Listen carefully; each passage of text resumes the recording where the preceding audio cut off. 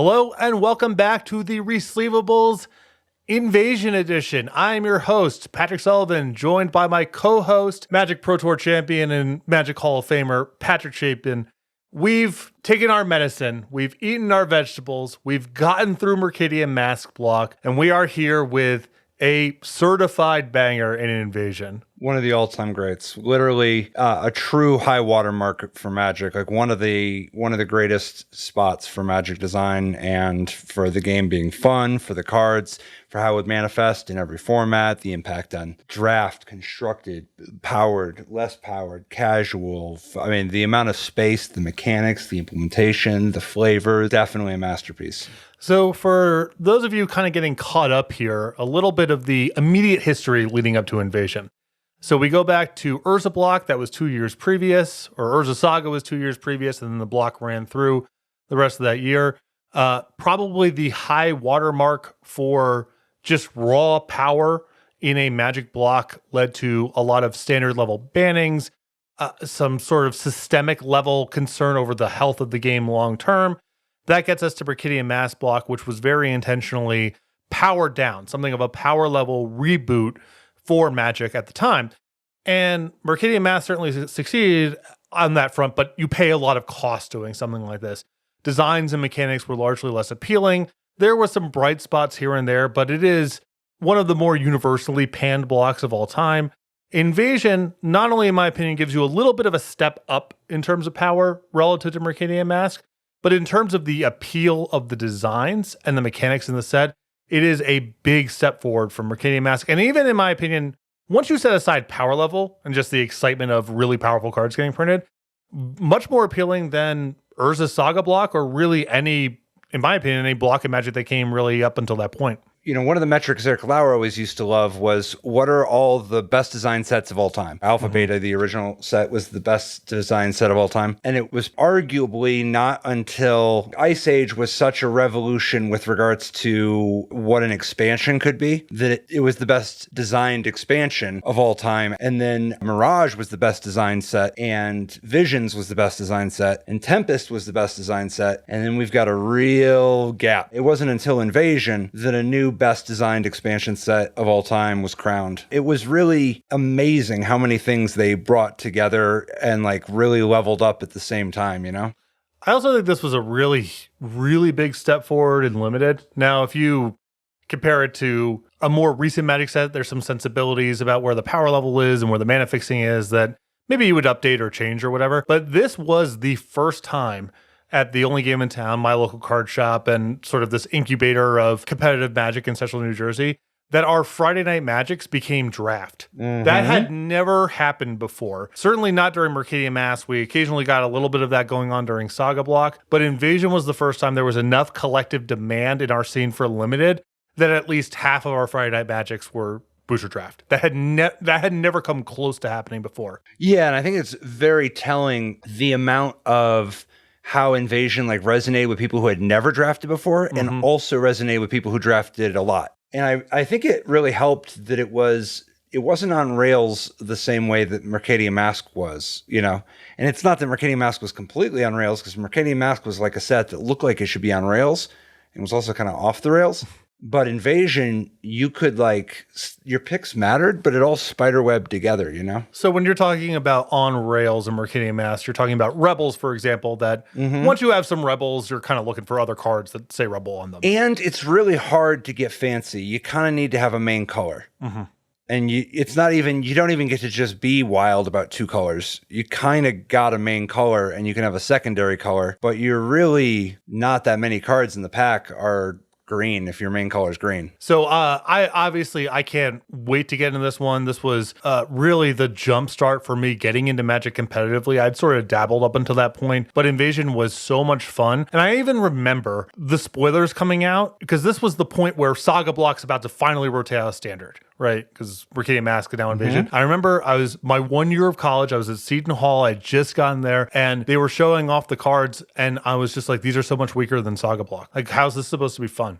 We're going to be playing with these cards instead of Saga Block. And I quickly changed my tune once I was actually playing with the cards. So this set's a big one for me. It's a big one for a lot of people. It was very big for me. Mercadian Mask was so distasteful to me that I took a break during Nemesis and Prophecy, other than showing up to a couple of the big events where I was just like, I played zero Magic in between, where I was just like, I don't want to play with these cards. But when Invasion came out, I was back. It also dovetailed for me with a very special moment in time, which was the Team Pro Tour at Madison Square Garden. The Mercadian Mask Block team won. So I was obviously not qualified at this point. Eugene Harvey, a good friend of mine, he had been picked up. He was playing at the Pro Tour. And I had never hung out at an event like that before. I was at some of the Gray Matters, but nothing like a Pro Tour. So I'm at Madison Square Garden for the first time. I'm seeing all the pros. Invasion's about to drop. And in fact, at that point, maybe it was even close to pre-releases where maybe there were some events going on. I don't really remember. But I was just at Madison Square Garden watching people play Magic. Invasion's about to drop. People are excited about it. And I played in one PTQ. I had certainly not top 8'd or done well. I was in no way close to making the Pro Tour, whatever that would look like. And I remember vowing at that point to, like, I'm going to do this. Like, this is so cool. I'm going to do this. So when you're walking up into the event, there's all this signage, right? Like Pro Tour this way, whatever. So I'm leaving Madison Square Garden. I grab one of the signs, one of the like stand-up signs, run into the train that's going back to Somerville. And I had that souvenir for me. I don't know what ended up happening with it, but I had that thing. We're past the statute of limitations too. Yeah. You can't. If you're NYPD or Port Authority of whatever, you like... This was 24 years ago. You got nothing on me. I remember being so amped up, wanting to be part of the Pro Tour so bad. The best thing that I could do in that moment was steal a sign and run out with it onto the train. I did qualify within a year, so I was able to do it. But it being in that event and Invasion around the same time, man, it was like, what else is there to do? I mean, Madison Square Garden's a banger of a venue too. Yeah, I mean, that's a special one. That's a magical spot to be at. We are so excited to dive into this, and we'll be back in a moment with the facts of Invasion.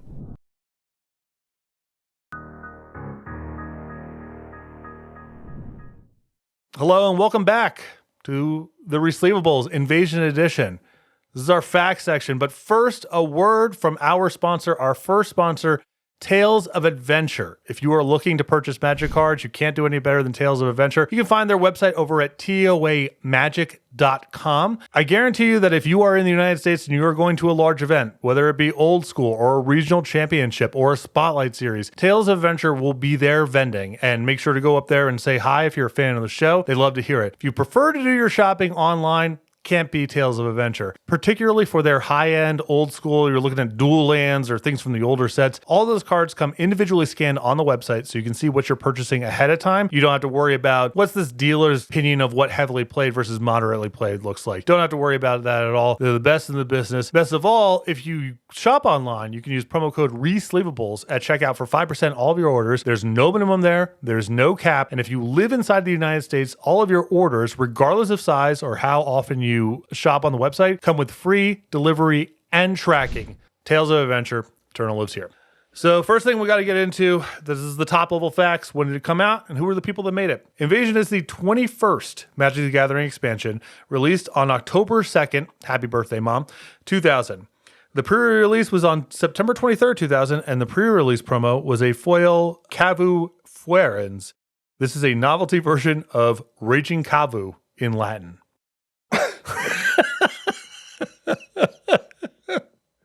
Your classic Flash haste design. Everyone's favorite.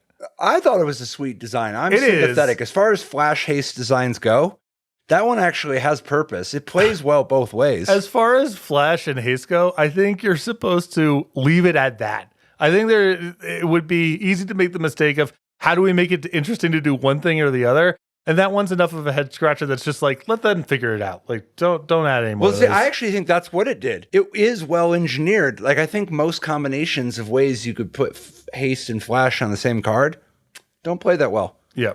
Raging Cavu arguably plays above average. I think so. Yeah, I think above average is fair. It was designed by Bill Rose, who was the lead, Mike Elliott, and Mark Rosewater, with contributions from Barry Reich. And it was developed by Henry Stern, Randy Buehler, Robert Gutschera, William Jokic, Mark Rosewater, and contributions from Brady Darmuth and Beth Morsant. All-star cast, as we know from the time.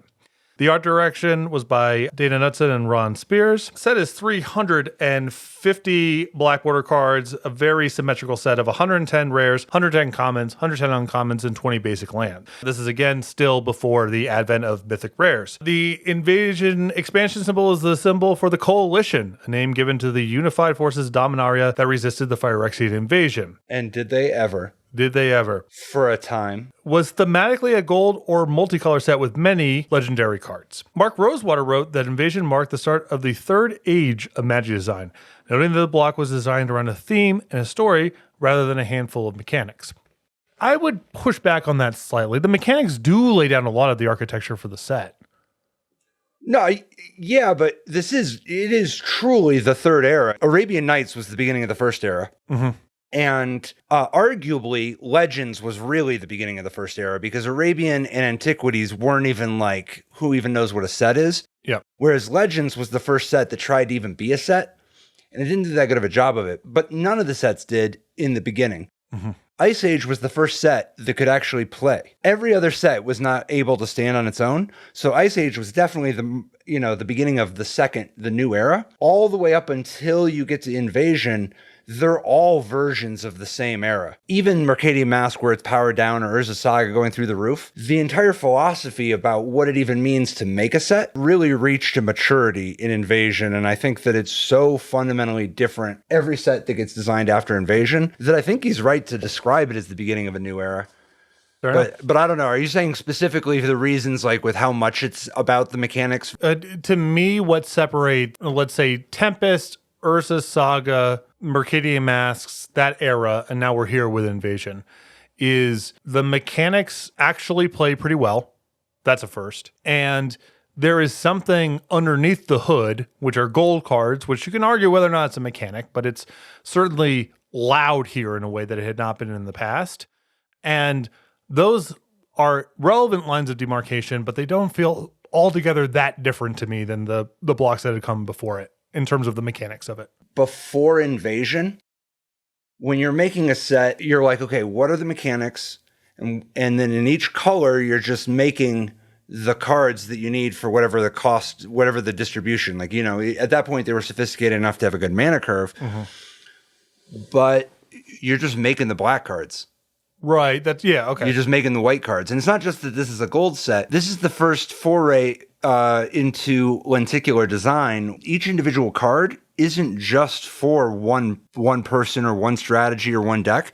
It's kind of a card that you could use a bunch of different ways. Not only can you put Repulse in whatever blue deck you want of whatever different color combinations, but it's got synergy when you're playing with your own 1/8/7s, like your kicker cards and such that are in this set. And it has implication in this set that has things like Armadillo Cloak. And it has, there's lots, and, set aside the power level of Repulse specifically, but the amount of stuff going on in this set that spiderwebs together in ways that are not just mechanical, but where there's actually kind of like some play. There's an underlying feel. Mm-hmm. And it's not just the gold card thing. It's also... This is the first set that leaned into the idea of what if you could just fight over some 2-for-1s? Yeah, that's fair. It's possible to get 2-for-1s, but before Invasion, the 2-for-1s were like combat tricks where you're like, okay, if I pay 3 mana in combat, then I can try to get up a card. And don't get me wrong, that's cool. There's a space for that. Or something like Slaughter, maybe, where it's like I'm just playing the same spell over and over again, and that's my source of card advantage. Well, I'm not saying, I'm talking about 2-for-1s, not engines by themselves. Because there was already stuff like Jayemdae Tome and Buyback. But the idea that you could actually be like, okay, here's, I got this crab that if it dies, I can draw a card. But the crab is only a 1/3. Is there some way I can actually trade this crab for something so I can end up a card? And it was really cool to see so much actual play for being able to make 2-for-1s a high-level fun part of the game. I mean, they already existed, but they were stuff like Inspiration, or they were stuff like Casting of Bones, and they were stuff that you had to work a bit too hard for the 2-for-1s compared to where a lot of other things were at. And this rebalancing, I think, was really awesome for making the game used to have a little bit too much investment, and I know it swung both ways over the times, but The idea that you could have a game piece where some of the investment in it was the mana, not just the card. For sure. I mean, you can argue, repulse, exclude, whatever. Even things like zap, aggressive urge, like a certain point is kind of the same note over and over again. All those cards are different in different ways. That's so different and so much more dynamic and replayable than the card advantage nested in all single card engines. Yeah. And then just like bad card drawing spells, basically. Yeah, and I actually think it's really refreshing that they powered up stuff like, I mean, Zap isn't at the high, Zap and Aggressive Urge aren't at the highest spot, but even them, they were, powered up versions of Feral Instinct and Flare where you're actually getting it fast trip, where they're kind of like leaning into, what if you can actually chain some stuff together? Mm-hmm. The way that it manifested, it wasn't just an endless sludge of 2-for-1s. No, because eventually, if that's all you're doing and you're getting all these nickel and dime exchanges, eventually you flood out. Well, and this is a set that has kicker. This is a set with protection from. This is a set with a variety. Like there's several mind twists. There's a lot of actual ways to catch up if you've fallen behind in the chain of 2-for-1s. There are lots of there's an above average number of sweepers. Mm-hmm. There's a big above average number of mind twists, but in a good way. There's a way above average number of X spells of sort, like burn spells that can just kill you from a ton. And then there are threats that can actually just win by themselves, where even if you're down 4 cards, your opponent plays Rith the Awakener. Yeah. No, I'm sold. That is actually, I think that all that underneath of it is materially different than the sets that came before it. Yeah, and the idea that you can have a play that isn't just the surface level, I play with my aggressive cards, like where there's this secondary level of, well, in a world that has gold cards, it's interesting if we make things slow down enough so that people can get their mana. And if we're going to make people slow down enough, it's kind of interesting that we can have these battles in the middle.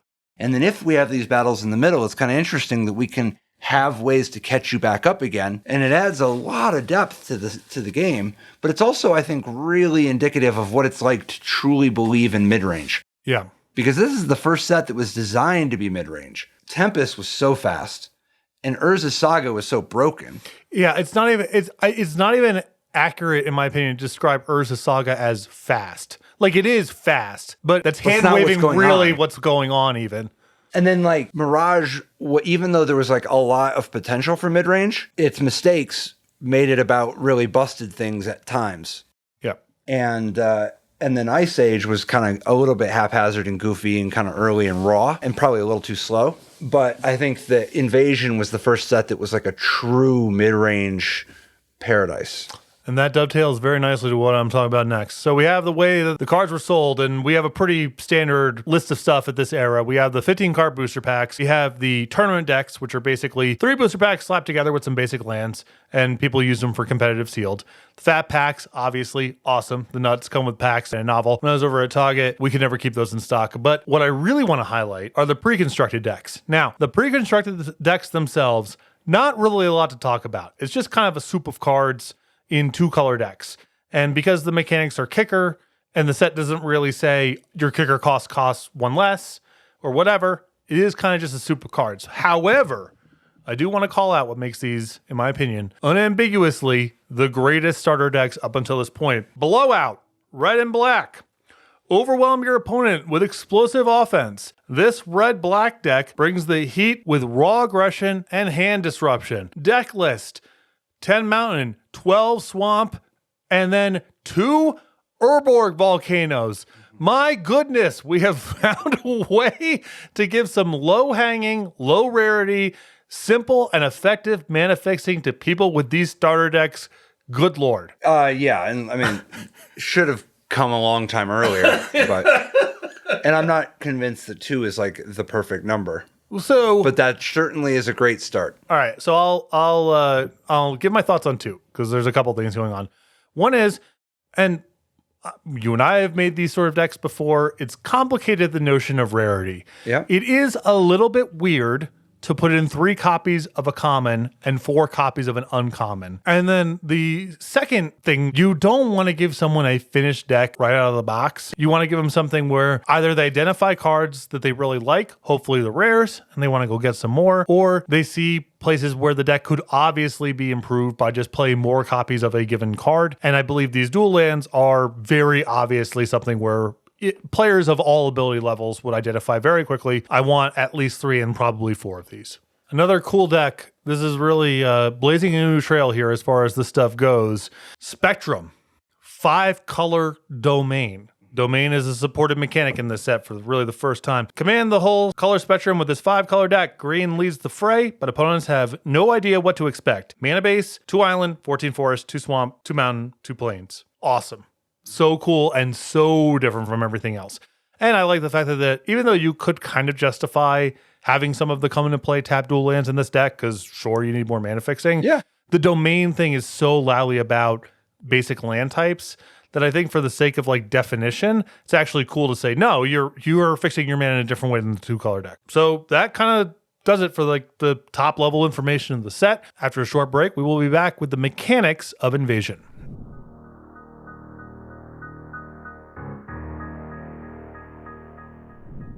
Welcome back to the mechanics of Invasion.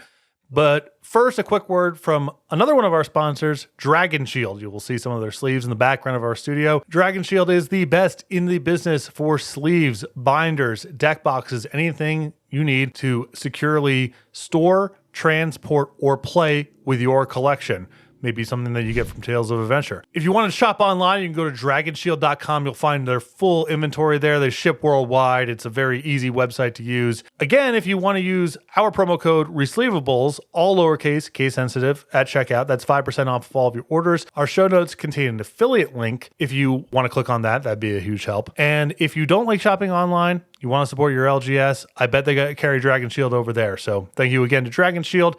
Invasion introduces 3 new mechanics: kicker, domain, and split cards. While not a mechanic, this set expanded on the make 2 piles type of cards with a handful of designs inspired by Phyrexian Portal from Alliances. Kicker, spells that allow you to pay extra when you cast it for effects. I am not going to go over the list of kicker cards in the set. It would be simply too long, but suffice it to say, this makes up a huge chunk. Maybe 10% of the spells and creatures in the set have kicker.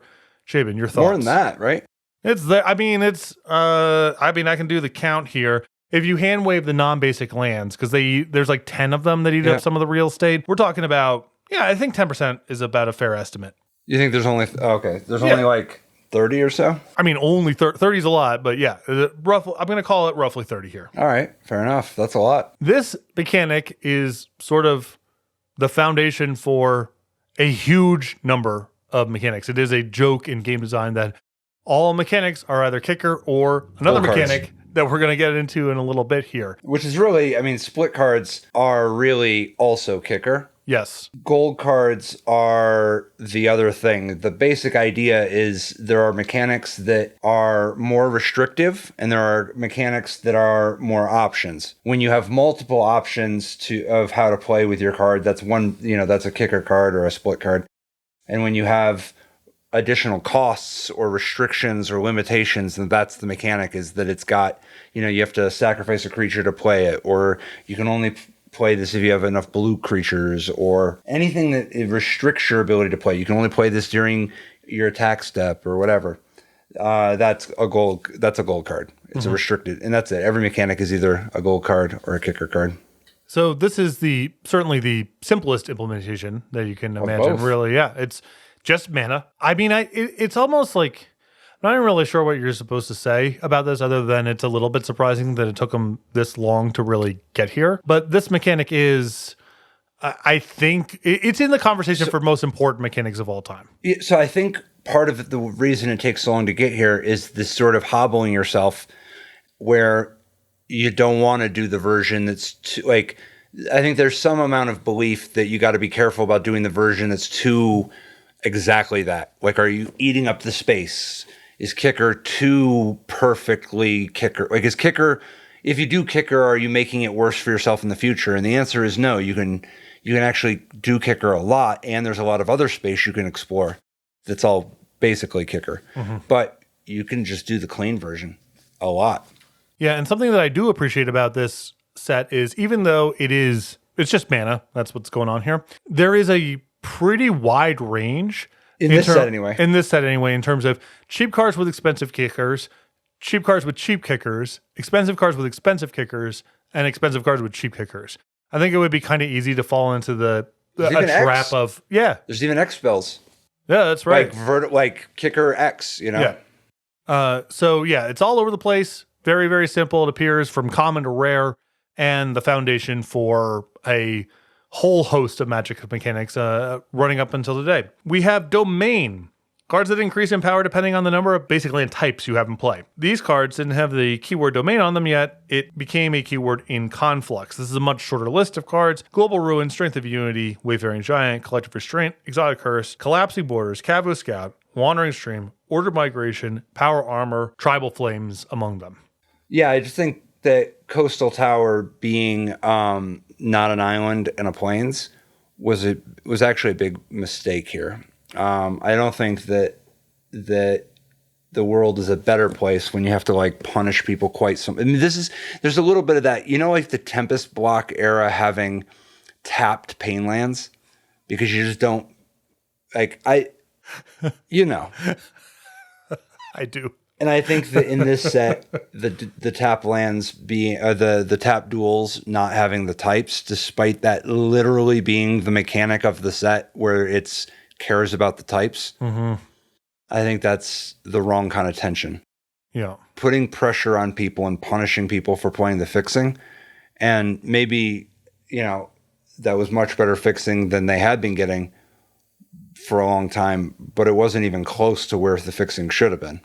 And I do think, to kind of follow up on that point, there is what I don't like about it is connected to this is the mechanic is not green. Like the cards we just rattled off, they're pretty kind of evenly split amongst all the colors. But the actual support really only exists in green. It doesn't manifest really on, there's mana fixing that's artifacts that doesn't interact with domain. There are the dual lands that you mentioned that don't have the types. And so the mechanic presents as very 5 color because it's split across all the colors, and 2, well, I have to be playing 5 colors for this to make sense in the first place. So in theory, yeah, I'm interested in Exotic Curse. I'm playing a 5 color deck, like whatever. But really, green is the only color that has any support on the ground to make it happen. I think there could have been more room for a little bit more, like the set tries to explore this in areas like having a creature that taps to change a basic land type, and creatures that have land walk. And I mean, there's things that interact with these different types. Dream Thrush, I think I'm thinking of. Is that the one? Yeah, that's one. And then, so there's a variety of ways to interact with these things. And I think that it could have been nice to have a little bit more of, it's not just about the 5 color. Because there is some fun to be had with your 2 color deck splashing a 3rd color, and that being enough to make some of these other cards playable. We have split cards. This is a cycle of uncommons, and this is, the other half of that. Everything is either a kicker card or a split card, where you can choose one mode or the other when you cast them. There's only 5 of them. I want to test your memory here. The green-white one. Do you remember the name? Banalish Emissary? No, the split card. Oh, Wax Wayne. Dang, that's a winner. The white-blue one. Wait, so we're talking stand and deliver, right? That type of thing? It's 2. Very nice. This is, okay. This is, a lot of people aren't going to be able to get this one. The red-green one. Assault Battery, of course. The red-black one. Pain, Suffering. And the blue-black one. Spite, Malice. That's a 5 for 5. Wait, back in the history of the show, there were not that many 5 for 5s. That was a clean, no hesitation 5 for 5. You don't have to act impressed with yourself. It's fun. I am impressed. So this is a cycle that has had some actual constructed implications for as innocuous as it was. Assault Battery, tons. Wax Wayne. Actually, I mean, all 5, some more than others, but all 5 showed up. I mean, in terms of core standard cards, yeah, I would say Assault Battery, Wax Wayne, and Spite Malice were all... If Wax Wayne and Assault Battery were tier 1, Spite Malice was definitely tier 1-5. Yeah. And then Pain and Suffering was a tier 2 card that showed up. And Stand Deliver was a fringe card that appeared a non-zero amount. Mm-hmm. And then Pain and Suffering? No, Pain and Suffering was tier 2. Yeah. I think Pain and Suffering should have more than Stand Deliver. I think that's right. Yeah, Pain and Suffering, it had some purpose. A little fact about yours truly. A little while ago, they brought Invasion Block back on Magic Online to draft, and I went in. Yeah. You seem a Pain and Suffering type. It was my most drafted uncommon in Invasion. Can you, with that information, can you guess my most drafted common? Your most drafted common? Knowing that Pain Suffering is my most drafted uncommon. The Shivan Zombie or whatever? No, a good guess, a close. Ravenous Rats. Okay. What I love about Pain Suffering, they always got a target.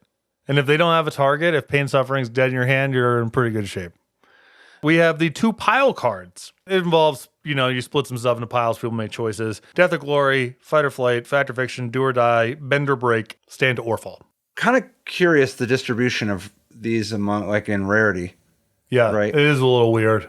Right, did Fact or Fiction need to be uncommon? I don't believe so. Right, don't get me wrong. Death Glory would be a weird uncommon. Do or Die would be a weird uncommon. But Fact or Fiction is also a weird uncommon. Yeah. So whatever, if you could go back in time and change anything that you wanted about that set of cards, uncommon or rare, we would be having the exact same conversation right now, just about different cards being rare and different cards being uncommon. Fact or Fiction is a weird uncommon. You're right. It would be a weird uncommon, and it is. So that does it for the mechanics of the set.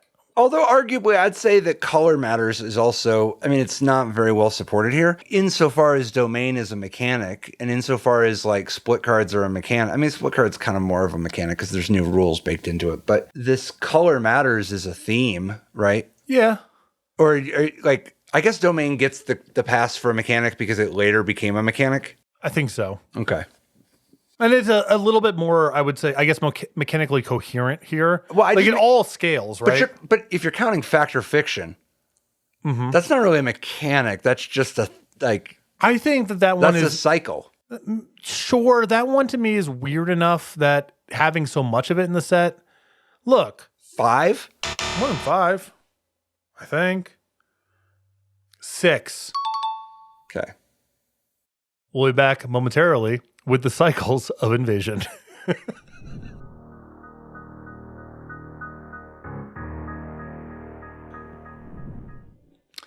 All right, welcome back to the Resleevables Invasion Edition. Before we get into cycles, another word from one of our sponsors, Bosch and Roll. That's Brian Koval playing Eternal. You're already probably watching this on YouTube, so you can check out the channel Bosch and Roll, where Brian Koval plays Eternal all the time. And if you're interested in all this old stuff and you want to level up your Eternal game or just have a blast while Brian Koval is killing people on turn 1 in Legacy because for whatever reason the cards in the Oops All Spells deck don't get banned, go for it. Invasion has 25 cycles in addition to some match mirror pairs and beginnings and endings. Larger cycles that span multiple sets.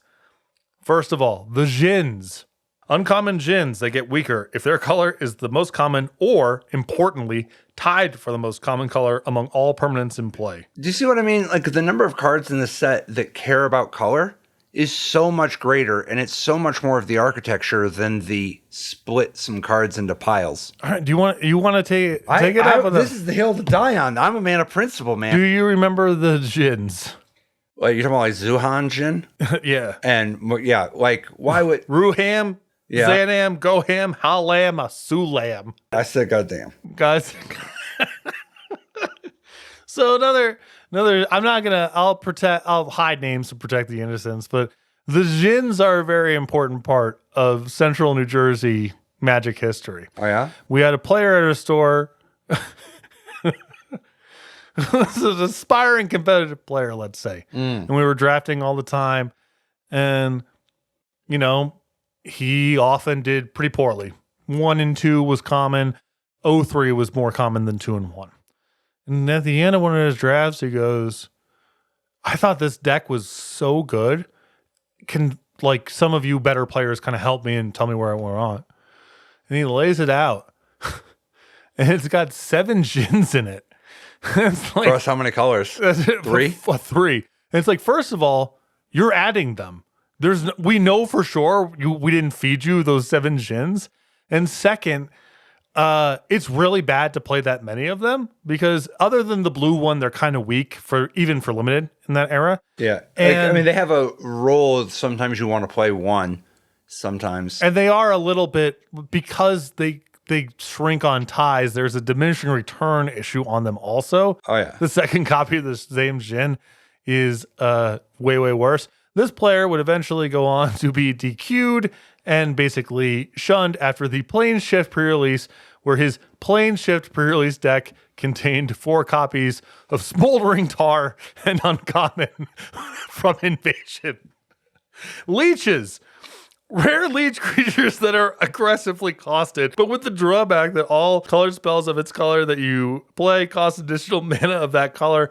Alabaster Leech, Sapphire Leech, Ruby Leech, Jade Leech, and Anthorite Leech. Kind of a cool thing going on here. I would say not really. This is like a Daralore thing, right? That's sort of the precursor to this stuff. Yeah, it is a Daralore thing. There is some exploring the space and experimenting with different types of ways to make colors matter. And it does speak to gold in a way, right? Like if this is my one, whatever. It breaks down in the details, but there's something there. Yeah, definitely.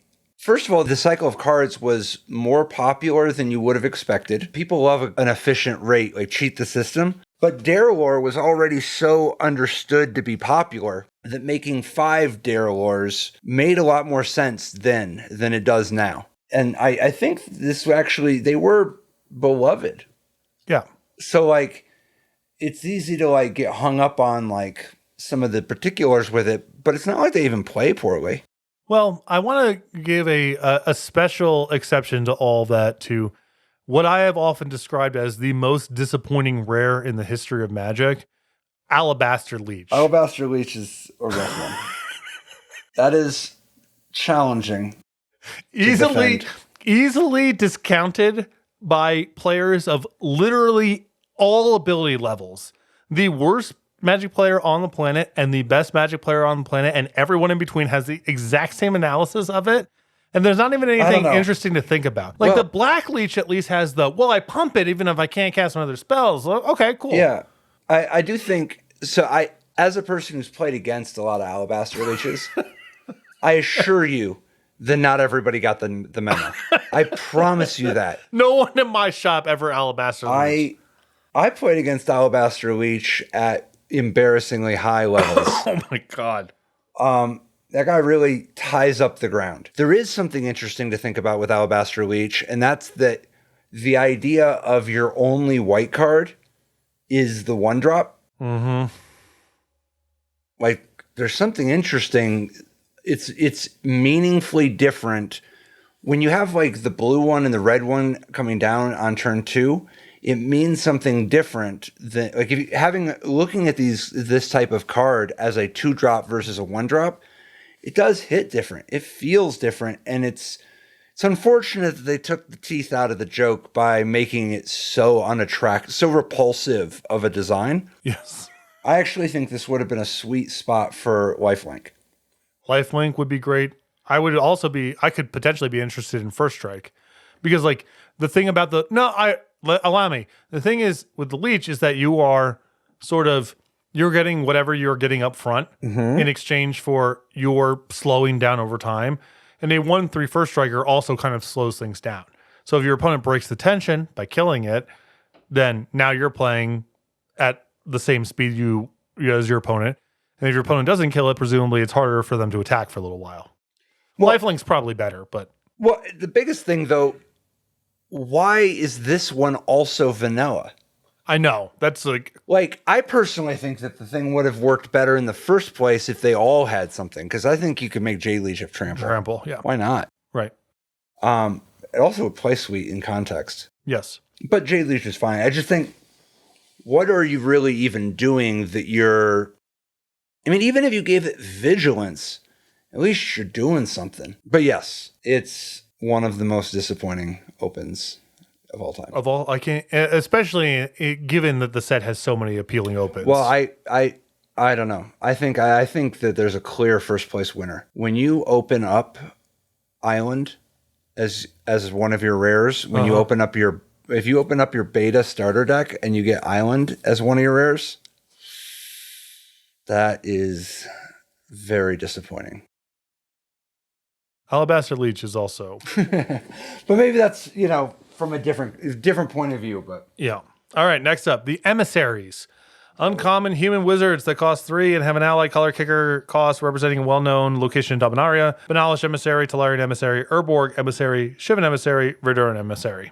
I love how much they really actually tapped into the space of you're cheating the system. I mean, the white one destroys land. That's cool. The idea that the red one gets to kill instead of just deal damage. Yeah. Getting to do stuff you're not allowed to do. The black one bounces, right? It's an unsummon, I think. Yeah. Yeah. And you don't get that out of black, Right. but it's cool with discard. Yes, it is. And it's funny to think in retrospect, green getting to destroy artifacts.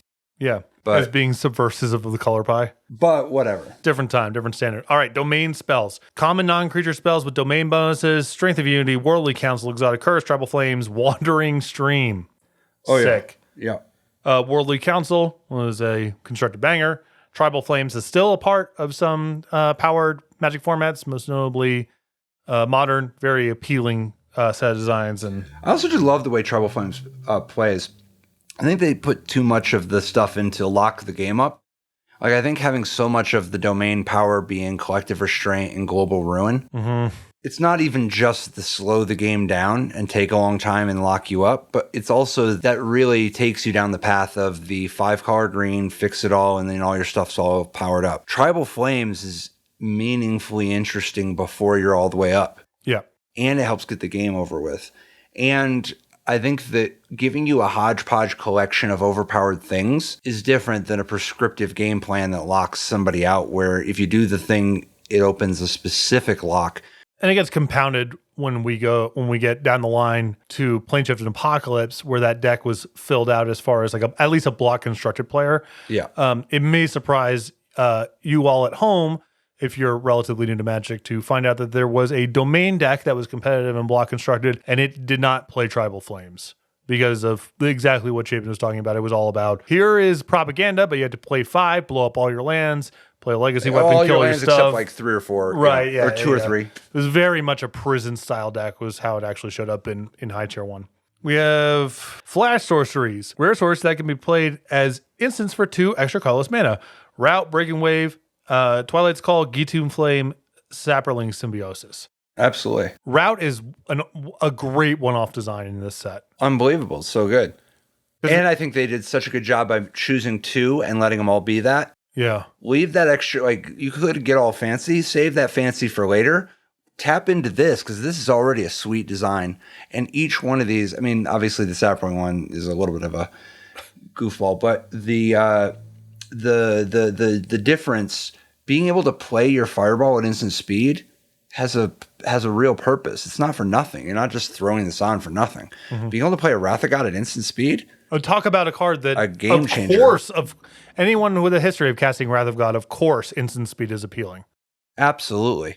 So I think they did such a good job on this. I mean, the Twilight's Call too, it's really meaningful, the idea of reanimating everything at instant speed. And so doing these in a way where they're meaningful on both sides, I think was very, very, for the most part, was a very good call and just a well-designed cycle that really added some texture.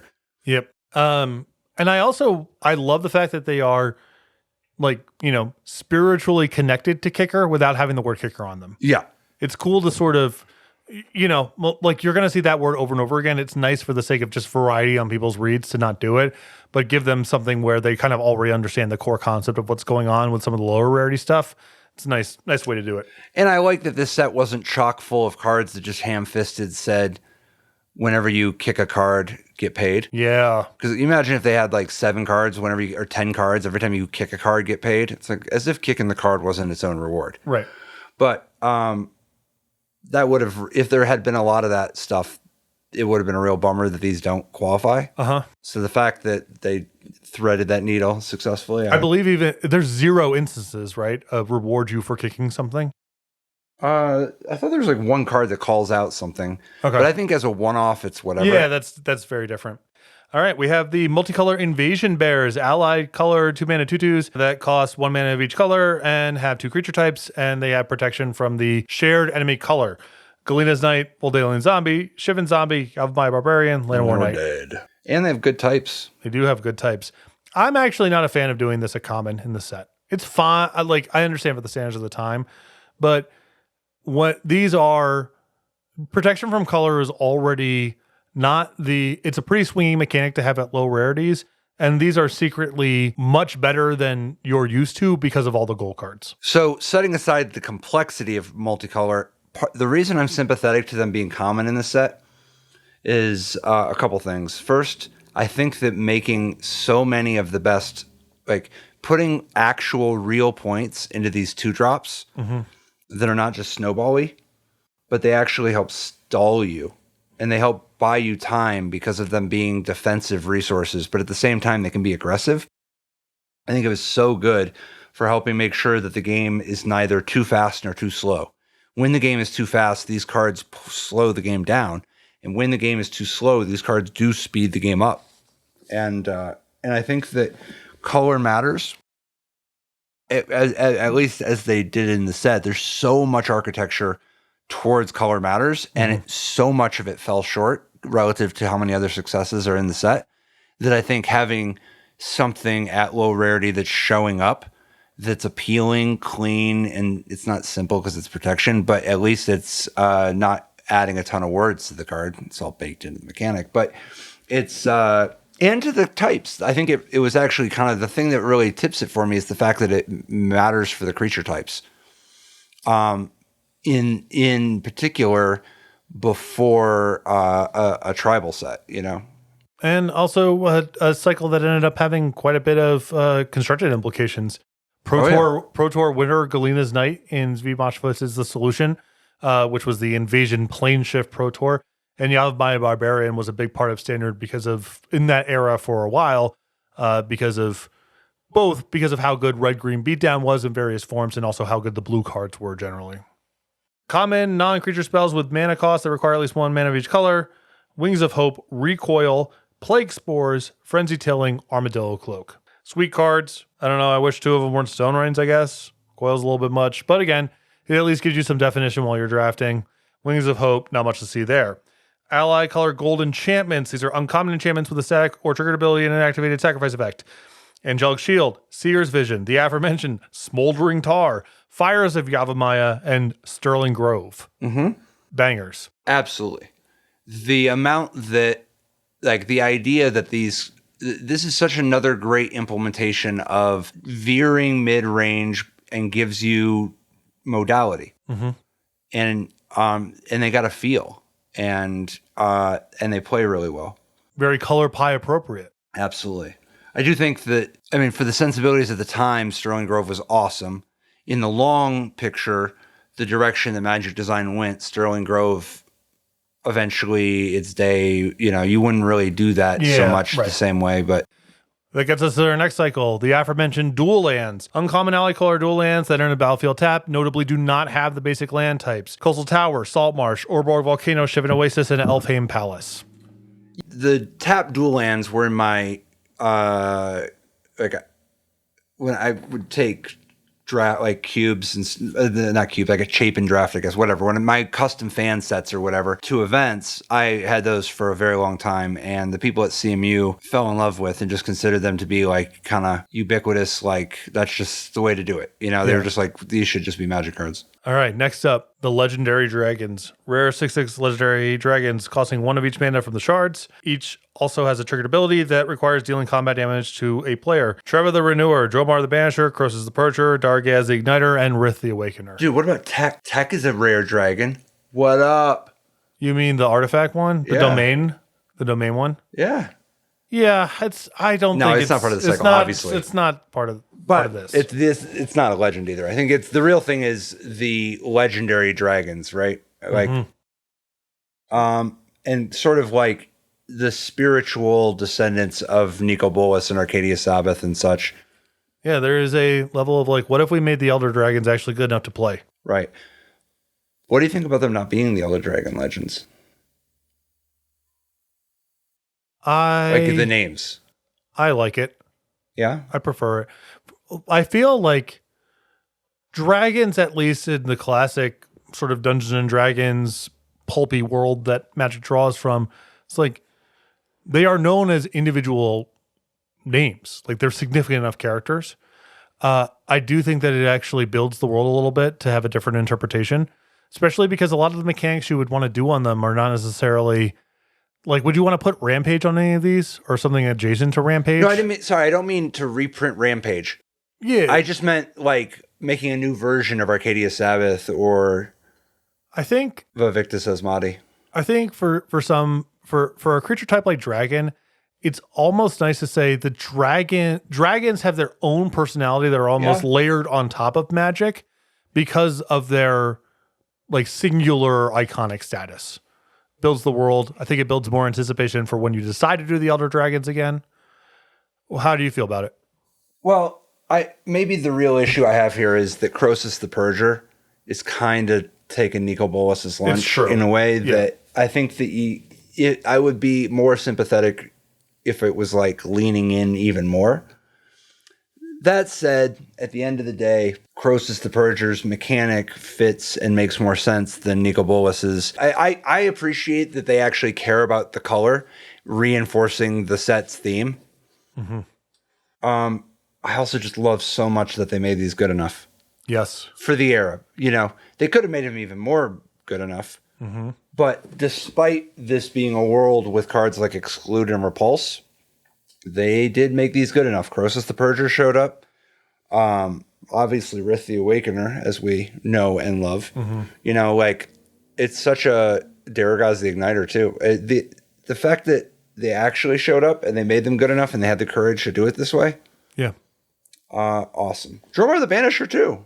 Yeah. Absolutely. Yeah, I think the only one that was actually a constructed zero is Treva. Treva was pretty low. It did show up occasionally in Invasion only constructed, which was never a competitive format. But like, I think that it's also frequently upside if one doesn't make it, you know?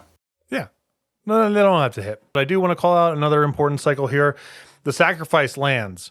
Common lands that EDB tapped, it could be sacked for 1 mana of a given color, or tapped and sacrificed for one of each of the allied pairings. These are sort of a gold version of Dwarven Ruins and etc. from Fallen Empires. And in fact, there's also the spiritual 6th member Archaeological Dig. Yeah, that's right. That doesn't come into play tapped, but it taps for a colorless, and then you can sack it for 1 mana of any color. Yep. So even though it's not quite strictly fitting, it's clearly part of the same theme of these lands that you can sack to cast your spells.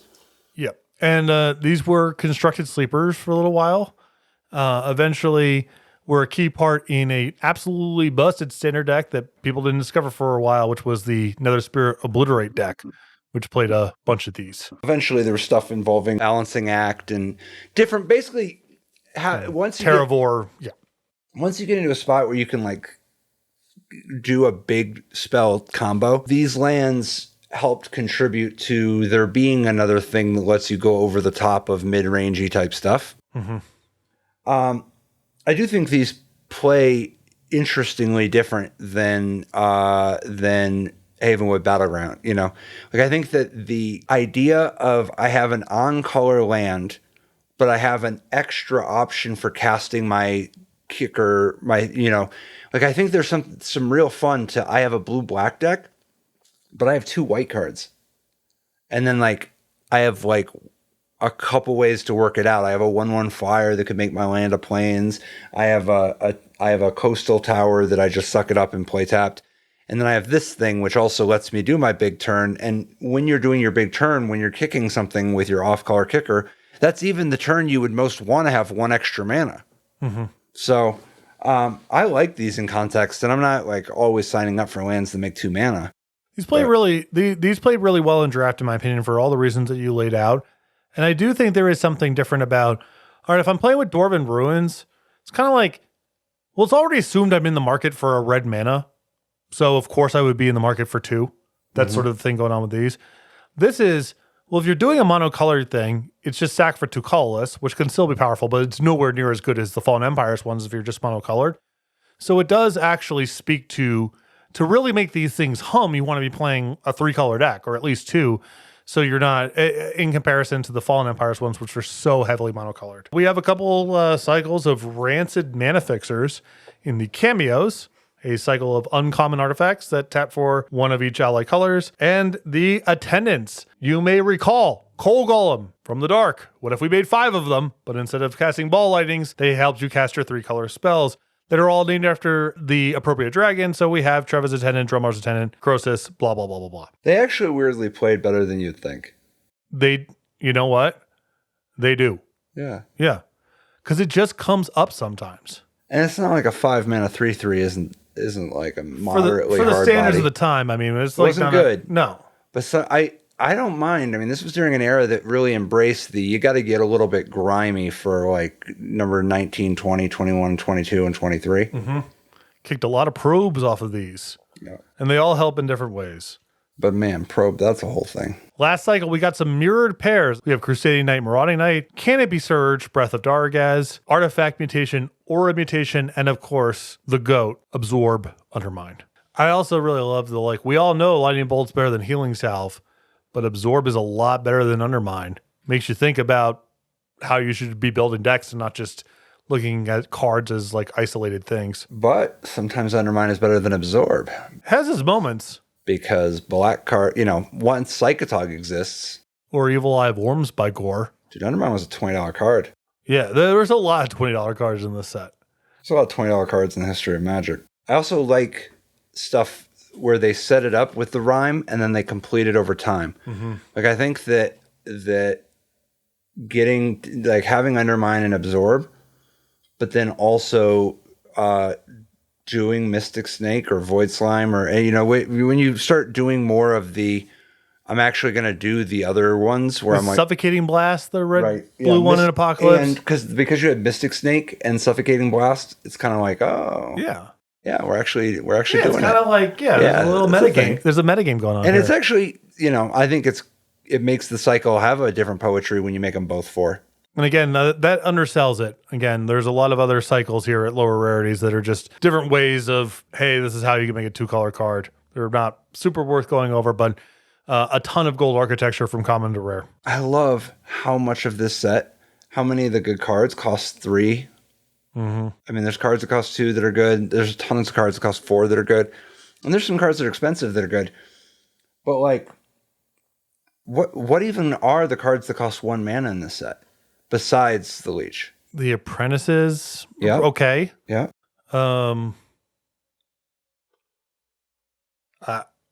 Is it just the Apprentices?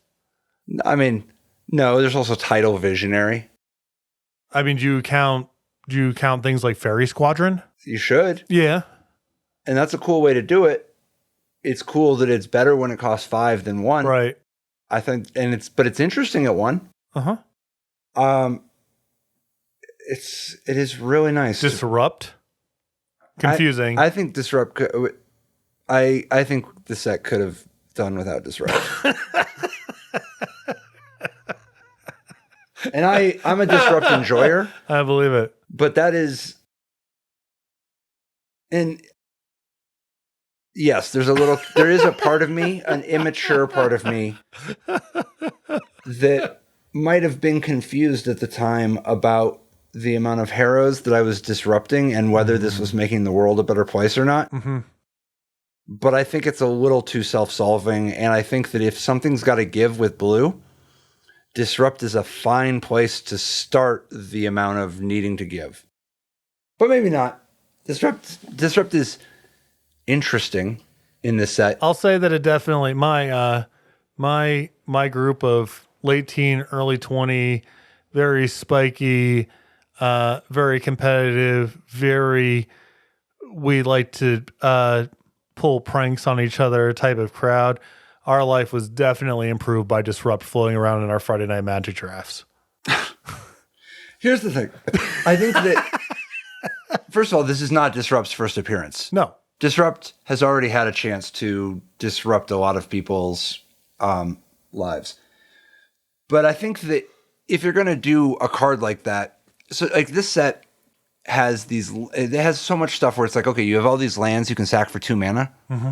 So if you want to play around Disrupt, you got to sack your land preemptively so that you leave a land open. Mm-hmm. Versus the world where if at whatever numbers, if the Disrupt type effect costs like is a miscalc version where you're gonna like blow them out unless they pay 2. Mm-hmm. It's sweet to only have 1 left, and that 1 is your Tinder farm. Yeah, sure. You see what I mean? Like, yeah. Then it actually, there's like a little bit, because I think that having to proactively stone ring yourself to play around the 1 mana cantrip that they haven't even shown, it's a different type of thing. You're right, I know, but I was in a disrupt crew. Same, of course, but you can't have repulse and exclude and factor fiction and recoil and absorb and undermine and disrupt. And I mean, there's a lot of this in blue, right? Like that, if you were like looking at the file and somebody just shows you 16 blue 2-for-1s in the same file that are spiritually of only 3 categories, like, and we're talking I would cut repulse before disrupt. I mean, I think repulse is flawed also, but like, I think I wouldn't cut repulse. I would just make it cost 4. Okay. But actually, no, I would think repulse costs 3. Fuck no. I'm a repulse truther because exclude is even worse. Yeah, that's fair. But if exclude costs 4, you still have the poem. I repulse you on 3 on top, play my land, and now I have exclude open. Aren't I so clever? Right. Would have synced it up cleanly with Call of the Herd. Oh, yeah. Yeah. There's a lot to like about that. A lot to like about it. That does it for the cycles. Back in a moment with the trivia.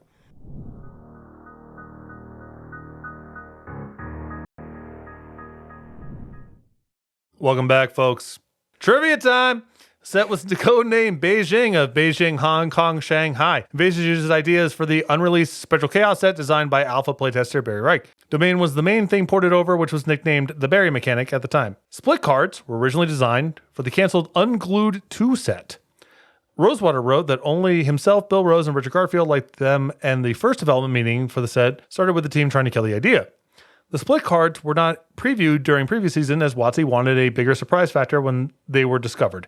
A sheet of Invasion was leaked before the pre-release, but players assumed the split cards were test prints and largely ignored. Invasion was also the first set designed with a larger presence of Pro Tour players and judges on the development team.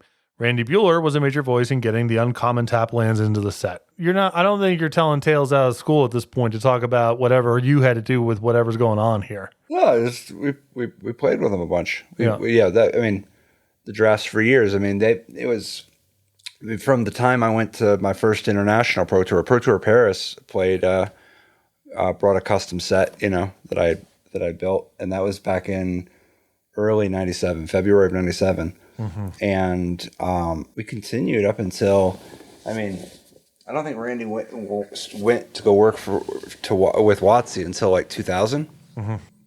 So like, we had years of drafting, and I guess we started drafting. I mean, maybe he went up in 2001, but whatever it is, the point is, we played with those cards a lot. Yeah. They should have the types though. Invasion was the first set to use the gradient dual color land text boxes for lands producing mana of 2 different colors.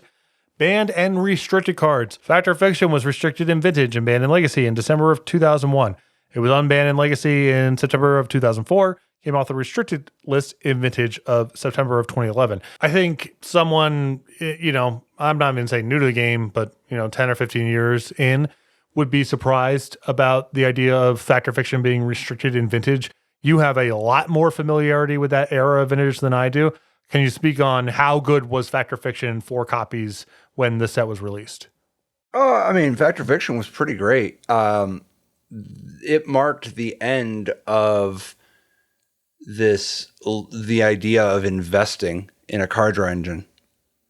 Like, I mean, there was a long time where people still played with stuff like JMD Tome, you know?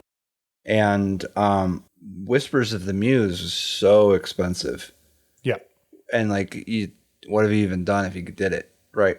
But like, Factor Fiction was so high leverage, and it works really well in a world of mana drains. It's very good with mana drain. It's very good against mana drain. It's very good. I mean, it was just the right amount. And it worked particularly well with things like, I mean, Yawgmoth's Will exists. And by this point of Vintage, Yawgmoth's Will was understood to be like the defining victory condition of cards, like games end because somebody cast Yawgmoth's Will. There was a world where Factor Fiction and Gifts Ungiven, you know, because it took a few years, but Gifts Ungiven eventually became like there's a tension there. And the graveyard synergies really matter. When you would Factor Fiction with a Goblin Welder and actually be able to cheat your whatever big thing into play. Coalition Victory was banned in Commander in March of 2007. It was unbanned in Commander in April of 2025. Relatively new. It's about time. Now can we get Shahrazad unbanned in Vintage? Well, I'm not going to go off on Shahrazad again. But Coalition Victory, legal and old very school. Restrictive card. People in old school have already gotten the memo. They know Shahrazad's just fine. It's fine. fine. You can just concede. You can just concede. Just concede. Move on. All right. Notable cards. Blue. So this list again. It's produced by our friend who does the show notes. And this person might have a different esteemed colleague. This person might have a different definition of notable cards than you and I have. So I hope Well, I have a list of notable cards. All right. We'll see. We'll compare notes here. All right. Blue. Factor Fiction. Manipulate Fate. Opt. Repulse. Teferi's Response. Worldly Council. I will say of that list, certainly Factor Fiction and certainly Teferi's Response is a notable card. Oh, yeah. But also, there's more notable. Go for it. Yeah. Like exclude? Yeah.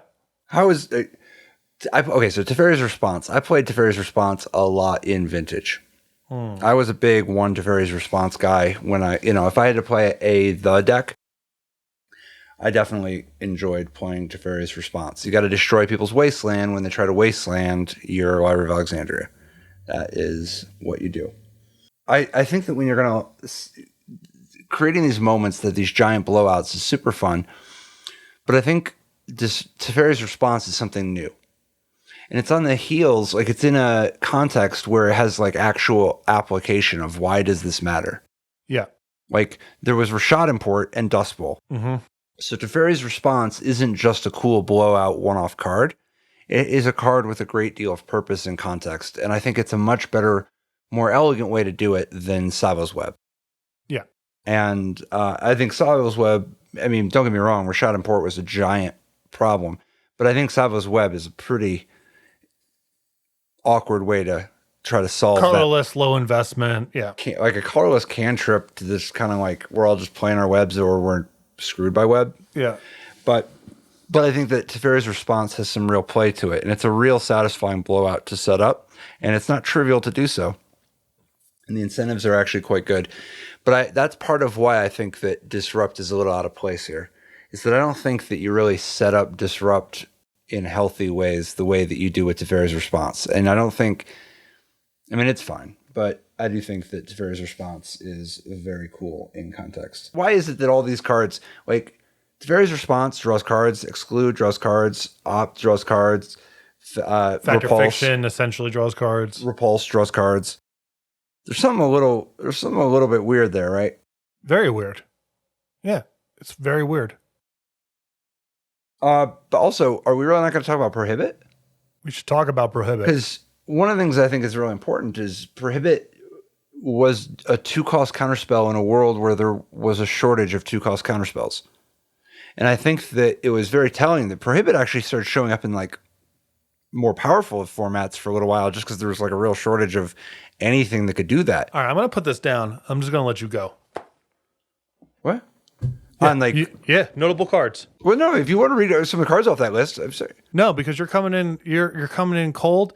You seem inspired. You seem passionate. I just want to go. Having the prompt of okay. Whatever. I just want to go where you're going. All right.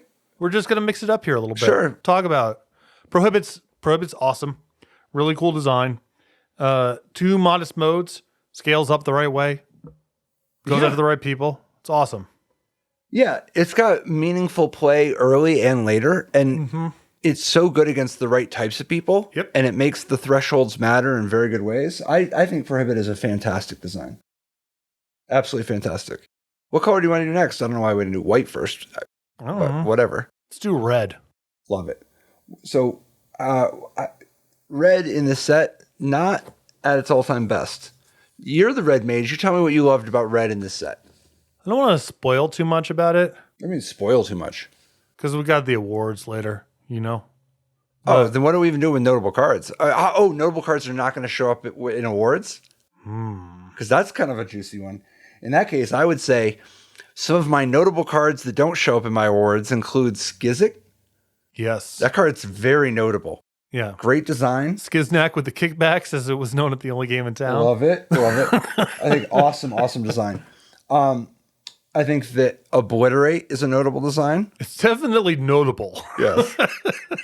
What are your thoughts on Obliterate? Or does that come up in the awards? I can't actually remember at this point.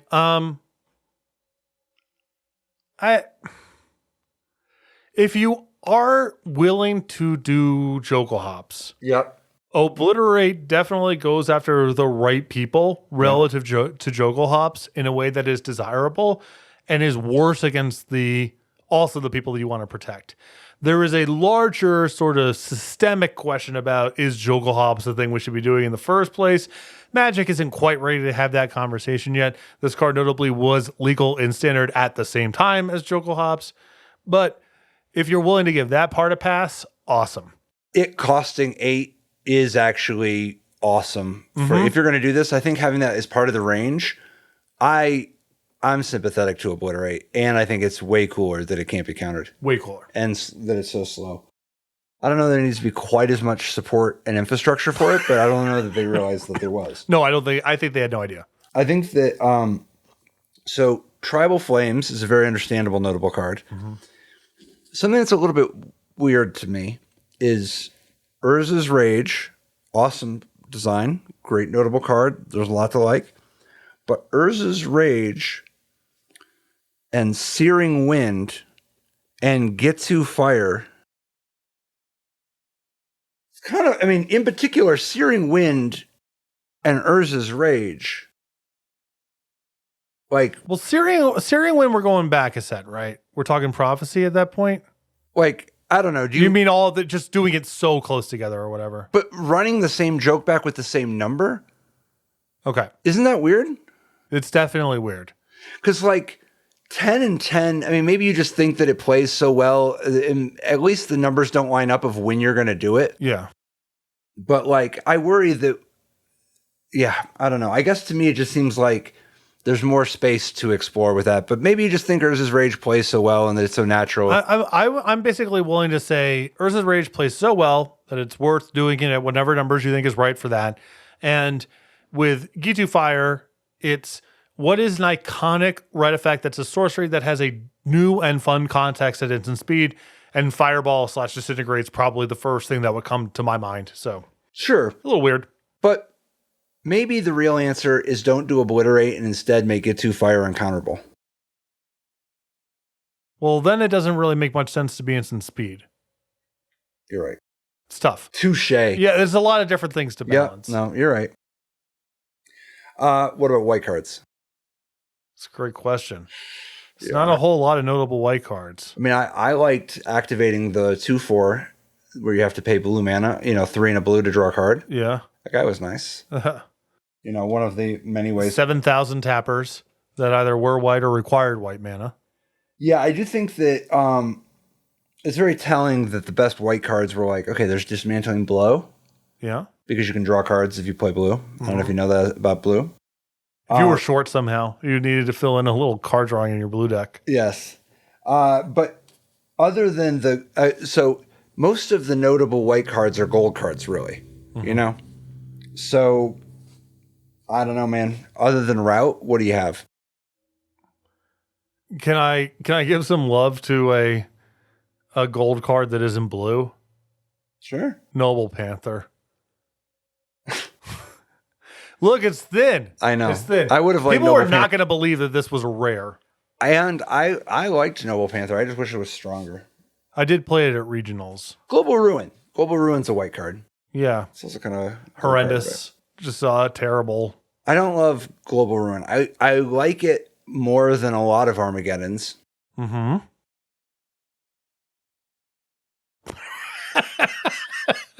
All right, green. Yeah. What we got? Harrow? Elvish Champion or Hero or whatever the guy is. Harrow's a reprint, though, I believe. But this is a great spot for it. Yeah, it's a brilliant reprint, for sure. Other than Disrupt. But I think Elvish Champion, and then the fact that you still had like Llanowar, like having actually some of the support for other stuff that wasn't gold. Fertoloth the Ancient was a sweet one. Definitely. I think that there's something to be said about that, though, of having support that isn't just the stuff. Like having a few one-offs that kind of like add a new dimension. Speaking of one-offs that add a new dimension, moving to black. Yeah. Yawgmoth's Agenda. A true masterpiece. True masterpiece. Yes. Right level of power, was by no means bad, but was not fantastic. At times. Yeah, but, had to work for it a little bit, had a really good tone. It was really nice also for them to make a Yawgmoth card advantage card that felt very Yawgmothy, that wasn't the game's instantly over upon resolution. In fact, quite the opposite. It was very awesome, too, when Yawgmoth's Will and Yawgmoth's Bargain were so notorious. Yeah. Having another Yawgmoth card that actually showed up and played well and was, it didn't play perfect. Right. There's a little bit of a repetitive thing going on, but it felt sincerely a Yawgmoth card. It didn't feel like it was just like, whatever, you just use the word Yawgmoth. So just going through your graveyard at every turn, trying to figure out which one you want to do, How do you feel about Hypnotic Cloud? The one in a black, they discard one, but if you kick it for 4, they discard 4. You mean 2 good deals? As the person, so I guess if I had a critique of Invasion Limited, I feel just sort of like the destructive interaction is a little bit too good. And because the games are played on a pretty slow timeline, being gold, it does come down to a lot of just kind of kill stuff and win with your leftovers is pretty commonly what happens. Yeah. Hypnotic Cloud is definitely on the very weaker end of that range of cards. The probes, recoils, excludes, ravenous rat. It goes after the right people, though. It does. And I still play them all. I mean, I don't know how many Hypnotic Clouds I would have to have before I would consider cutting one. It's a sweet design, though. How much do you get out of Hypnotic Cloud being 2+4? Like specifically, don't get me wrong. Sometimes you're just like, they only have 1 card left, so I just pay 2, right? Or I have a second Hypnotic Cloud in my hand. So part of my issue with Hypnotic Cloud is that I feel like, I wonder if the distribution would have been a little bit better if it was 1+6. I don't know. I think that's a better design in absolute terms. I think that makes the card stronger, and this is not a set or block that's fair. No, you're hungering right. for more good discard. No, you're right. I think it's still better to do the way they did. Yeah. What did you think about Agonizing Demise and Annihilate? It's kind of an interesting pairing, right? Yeah, it's a little, you have that, and you have Plague Spores, and you have a Shivan Emissary, and there is a certain level of the set's defined by it itself as a gold set. It is not actually putting that much definition in what does it mean to be a red-black card versus a blue-black card. It's basically, what can blue and black do? Squish them together. What do red and black do? Squish them together. I guess because of that, I like Annihilate the worst because it's just single color. So I appreciate that Annihilate, at least it had the decency to just cost a bazillion. Like it does what you... It was still busted and limited. It was. And I wish that, it's confusing because there's other stuff that's even more busteder. Yeah. But I think Annihilate could have been a great spot for a sorcery. Yeah, me too. That's a great call. Do or Die. That's a sweet black card. I really enjoyed playing Do or Die. Addle.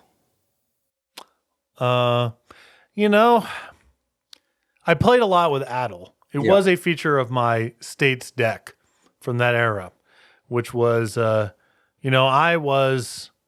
got bamboozled by the red-black cards in this set. Blazing Spectre, Pyre Zombie, to a lesser degree, Urza's Rage. Void.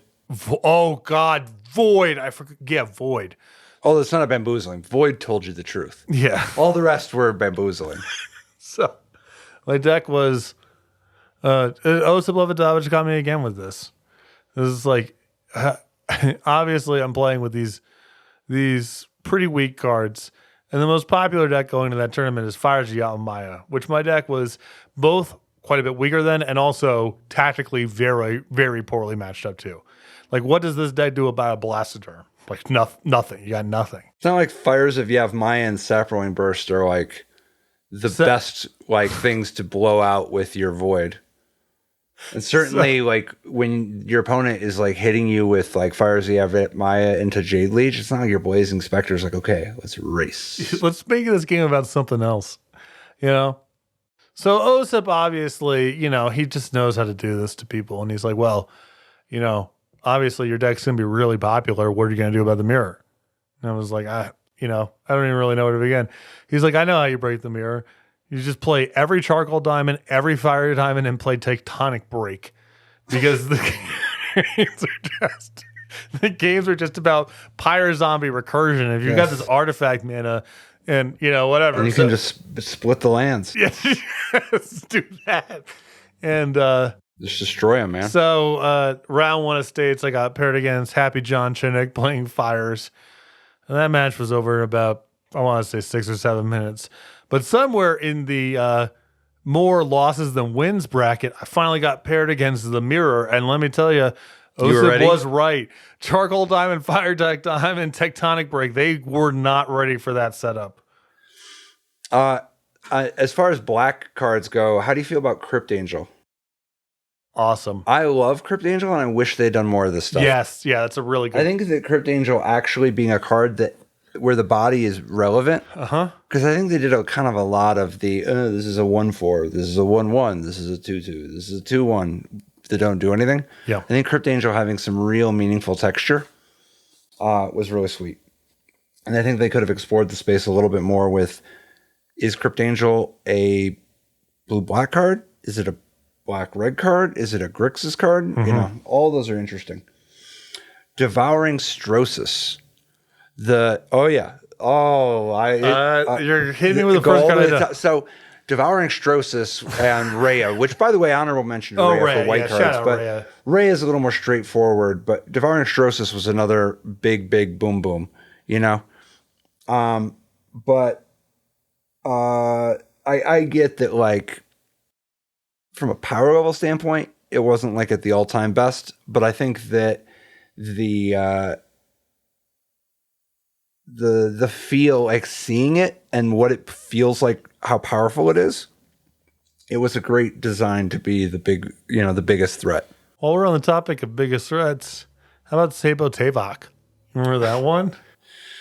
Yeah, but like that one's a little bit more of a threat because of like the play pattern, not like it's the biggest numbers and stuff. Like it doesn't have the most intimidating. First of all, in terms of tricking me, I think they made a very wise decision just cribbing Lady Orca stats. This is like, this is like really power crept at Lady Orca. Oh, yeah. And then second, when the set dropped and all my friends were like, oh, these dragons are so sick and everyone's going to have these 3-color decks. It's like, what's the next level up in that metagame? It was Sabo Tavok, especially if you had voids. Like, how are they possibly going to get you? You know what I mean? This deck ended up being very bad against Repulse, Exclude, Factor, Fiction. I could imagine. Yeah, I just, I was a step behind kind of where the metagame was. It does go that way sometimes. Sabo's Decree. Shout out Brian Kibler. Dude. Also a part of that deck. Yeah, so Sabo's Decree being a splash in a deck with, stuff like Birds of Paradise, that's super cool in a world of Rebels. I'm a Sabo's Decree guy. I think that if you're having to clean up the mess from Mercadian Mask Block, Sabo's Decree is a cool, thematic, flavorful way to do it. Does it, like, it's one of those, it is a little heavy-handed, but also Quite heavy-handed.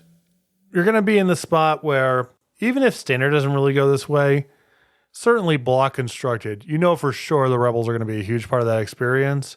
And it's nice to give yourself some sort of backstop of like the worst thing that can happen is Invasion comes out, and after people play for a little while, what's the best deck? Mono White Rebels. It's like that is an awful, awful outcome. So that gives you a pretty powerful backstop against that reality, and it ends up not going that way, then people probably don't play that many Sabo's Decrees, and it's just fine. I also just think it's a card you can do. It's not just against Rebels. Like you can name whatever type you want. Mercenaries? You can name Elf if you want. You can name Skizerix, I guess, is like a beast. Elemental? You can name Beast. You can just name stuff, dude. Is Skizik an elemental or a beast? It's an elemental. But I'm thinking of Vizardrix, like the that's various rabbits. Yeah, I think that's a beast. It'd be weird if it wasn't a beast. It'd be weird if it's not a rabbit now, right? Or have they changed rabbits to... No, because they have rabbits in Bloomborough. Exactly. So it might actually be a rabbit now. Exactly. I have to look up. I'm not up to... But you can name whatever you want. And I think it's just a thing you can do. And I don't think you always get to make that many 6 mana black instants that feel like a new dimension. You know? I'll give you another notable card from me. We talked about it a little bit. Armadillo Cloak. Of course. If we're going to talk about gold cards, there's a lot of notable gold cards in the set. Talk to me about Armadillo Cloak, man. Which way, first of all? Coming or going? Armadillo Cloak on defense? Yeah. Well, I've lost to it every imaginable way. So I don't really have that kind of sensitivity to it. I did really love, it was really overrated for the time. Insofar as creature enchantments were not that good. And this was one that was like good enough that you could actually like play in your main deck or a sideboard and not embarrass yourself. Absolutely. That card was actually really instructive to me as like, I was not a game designer at that point, but whatever. I guess at some point you start thinking in those terms and started thinking of like, you can complain about power creep. Like Armadillo Cloak's better than every other card in this version since forever. But if all those cards are nowhere near good enough to play, what does it mean to power creep it? It's like, you're just getting it up to the level of all the other, and you aren't actually getting it up to the level of all the stuff. It's still worse than Repulse, still worse than Exclude, still worse than Wrath of God. So what are we even talking about here? But what does it actually have to look like for something like this to be good enough to play? It doesn't make sense to just make creature enchantments in every set and just say, and that class of cards, for whatever reason, we've decided are unplayable. And that's just what the world we live in. It's like, well, if they play so poorly, why make them at all? And it's like, well, no, they actually play great. They're actually fantastic. They're really fun. People play them in spite of them being horrendous. It's like, that was a card I actually kind of like, I would be, just kind of idly thinking about Magic, and that's a card that I would think a lot about that and sort of what falls out of that card existing and being good but not great. And Armadillo Cloak's an interesting one because it was before lifelink was keyworded. Mm-hmm. If they had made it later, they would have just said the creature gets trample on lifelink. Mm-hmm. But at the time, if you're going to just gain life, then you can actually put it on your opponent's thing. Yeah. And then use it as a defensive card, which obviously you're not normally going to do that.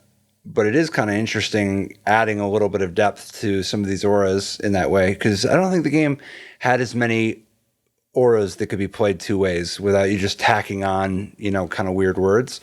So it's kind of interesting that it organically emerged that way. Yeah. Also, it was a cool card in that, I got my buddy pretty good once, sort of in a way with it, which was my buddy John Fiorello, who was traveling with us going to Grand Prix and was on the Pro Tour. I think he made gold. He was like stable on the Pro Tour for a little while. And there was this extended Grand Prix. And he didn't know what deck he's going to play. And, we got friends, people who've been testing, whatever. Sick brags. Yeah, a couple of them. And he's like, you know what? Like, Patrick does well with these things. And I don't know why I wouldn't just, like, whatever he's got is going to be whatever the best version is of his thing. And I can talk to him about how he plays in sideboards. And isn't that better than me just playing, like, a random person's deck they've been playing for 6 weeks?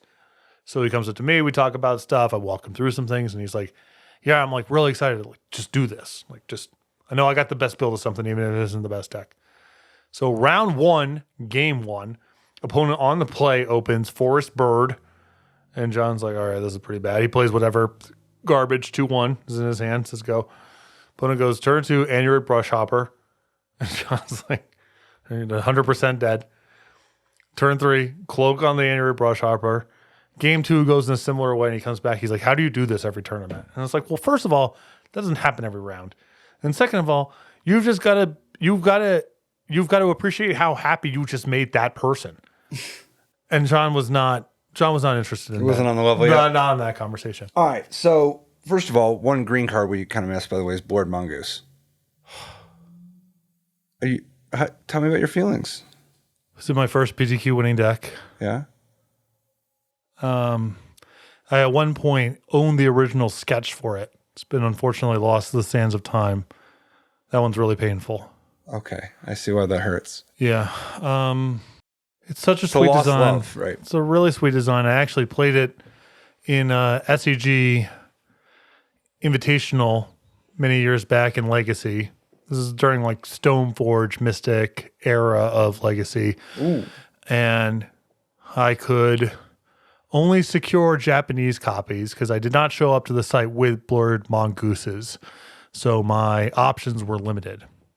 That's also a little something for you at home. Plural of goose, geese, plural of mongoose, mongooses. Mm-hmm. Stay out of the comments. And I was on camera in a feature match where I played my Japanese Blood Mongoose and my opponent tried to spell snare it. And I said, pick that up, put that back. If it was English, maybe I would have felt a little differently about it. But at the time I said, I'm not playing it like that. Didn't win that match. Blood Mongoose it's the right place, right time for that design. You would say nowadays, who cares about targeting or countering 2-drops? But because Repulse and Exclude were such a heavy feature of the block format and whatever, it actually had a nice place. And also opened up the metagame to, I think, a bunch of other cards that wouldn't have shown up otherwise or wouldn't have shown up nearly as much. Something like Ravenous Rats was very good against Blood Mongoose. Oh, yeah. And also, like, good against Repulse, not necessarily great against Exclude, but probably acceptable. But whatever, there was a little rock, paper, scissors thing going on. Mm-hmm. And that card I have a foil Invasion copy somewhere. I just bought like a year ago just to have. How about Cauldron Dance? That's a blowout, right?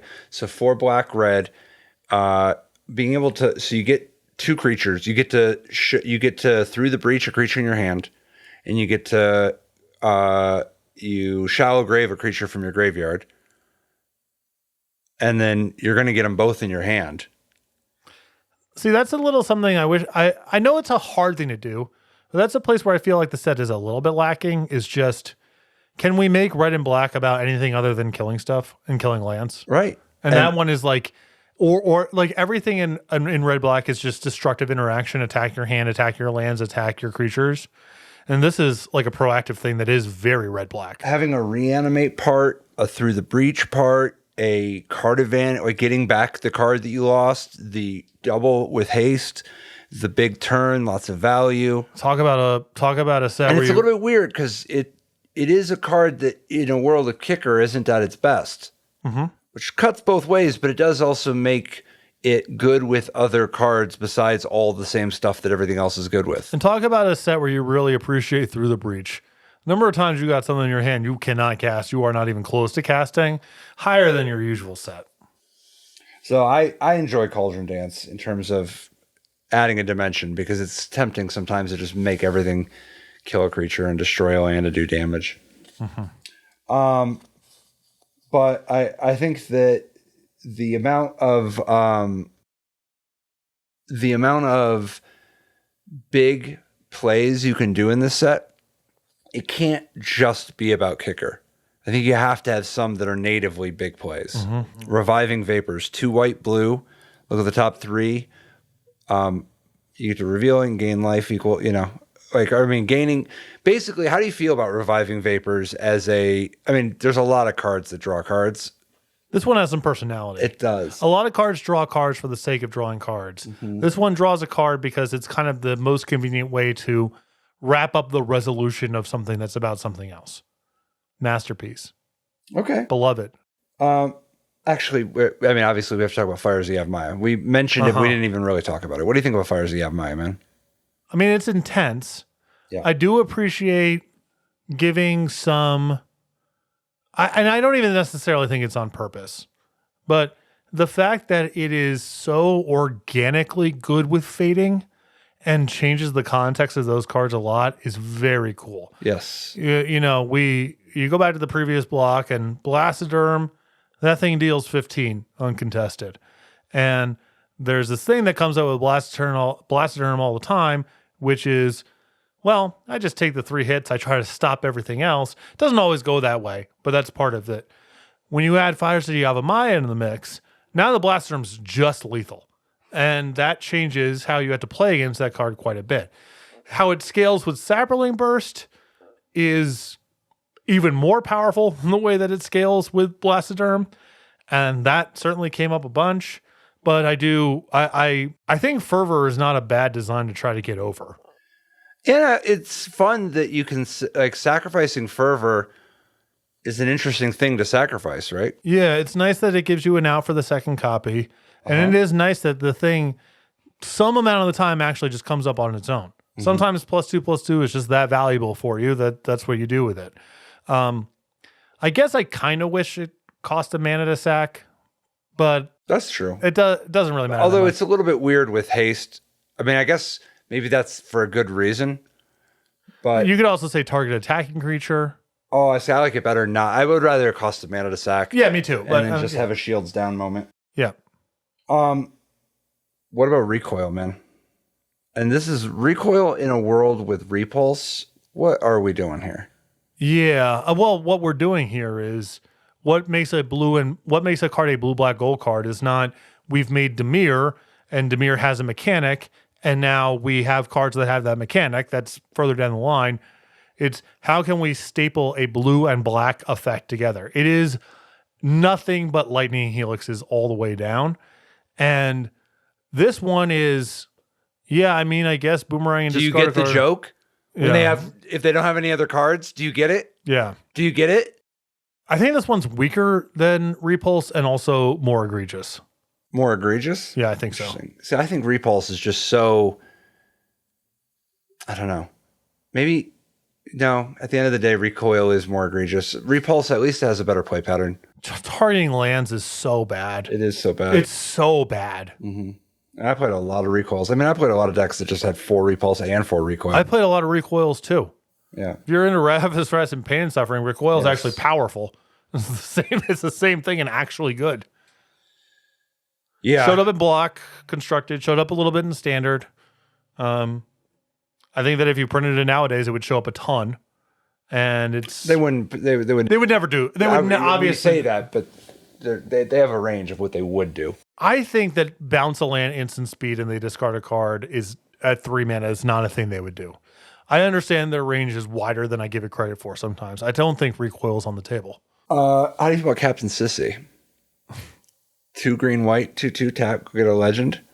The nuts. Ah, what a great design. What a great design. Beloved, despite obviously not exactly being pushy for power level. No. But very, very, very, very cool design. Man, this set just has so many bangers up and down, up and down. You got a little Kangi Aerial Keeper. Oh.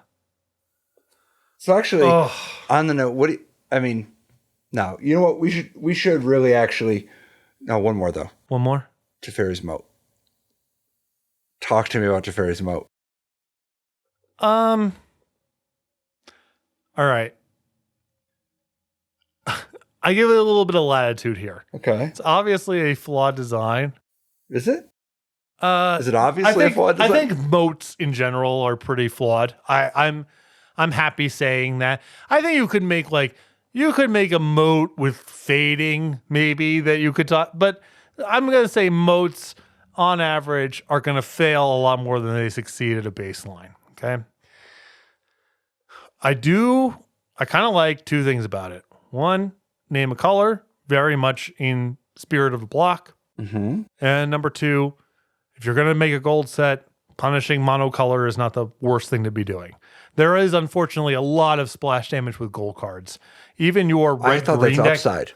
I think there's something cool about occasionally making it so that the red-green card getting punished for being green is part of the range. Mm-hmm. Instead of just this gold card is strictly better. Yeah. Because frequently the gold cards have more rate in the first place. So when you have a game piece that has the drawback of color identity, I think if you're going to do a moat, this one even has a lot of interaction. I mean, it's the fact that it has both the flying out and play multiple colors. Mm-hmm. And it's in a set where this is even the theme. Yeah. So I think if you're going to do this sort of thing, which is, another discussion. Right. It's not, I'm not saying, I'm not saying it's the highest. But I think this is better than collective restraint. Well, oh, for sure. Collective restraint is so much worse than this. And I think that Teferi's moat is probably, if you believe in doing the color thing matters at all, you can even get out of it if you engage with the colors matters stuff. Mm-hmm. So I'm okay with it. Me too. Yeah, on the balance. I'm not a big moat fan, but Teferi's moat is like, okay, if you're going to do it, this is the time and place and probably the right rate. And it wasn't even really that good. No. Although, actually, I mean, we said one more, but dude, Death and Glory, it's a pretty sweet reanimator card, right? Mm. And then Keldon Necropolis. Yes. I think they could have put more rate in that one. What do you think? Or do you think it was just not the right card to push? I don't know if it's the wrong card to push. I mean, lands that deal damage to players is like pre-fraught. And there is a fair bit of interaction points on this one as far as it goes. It costs a ton. It costs a ton.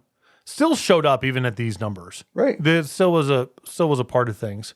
I mean, I also think there's a kind of a weird, maybe this is the wrong way to approach it. Because it's a colorless land, I actually think that it is correct for it to be modest. Because the most likely outcome for something like Keldon Necropolis in an abstract sense is it's in a monocolor deck. Because it's the deck that has the most bandwidth to absorb a colorless land, the most need for random power in other ways other than the second color providing you power. Why are you doing one Keldon Necropolis in mono red? I'm saying abstractly, I think that's the most likely place. In mono red? No, I'm saying why, from a design standpoint, why is Keldon Necropolis a red, have just a red activated ability anyway? It's a good question. I guess there's an argument of not everything in the set should be about everything. Right. It's okay to litter a little bit of this is just a card for someone else. But why red? Why not just a colorless ability? Good question. I mean, even if you don't want to do a 5-color ability or a 2-color ability. Mm-hmm. 2-color ability implies to me you would want to build out a cycle. Because it's like so much of the set is about 2-color cycles. Unless you did, you'd have to get kind of fancy to set up a thing that... Yeah, I mean, would the set be better if Keldon Necropolis was something else? Probably. Like just a different design or whatever. But I do appreciate erring on the side of modesty with this one because I actually think it's a little off message for... It's very off message. For this to be one of the better cards in the set. Awards, man. All right, let's get into it. Awards, quick break. I'm back with some awards. Woo, woo.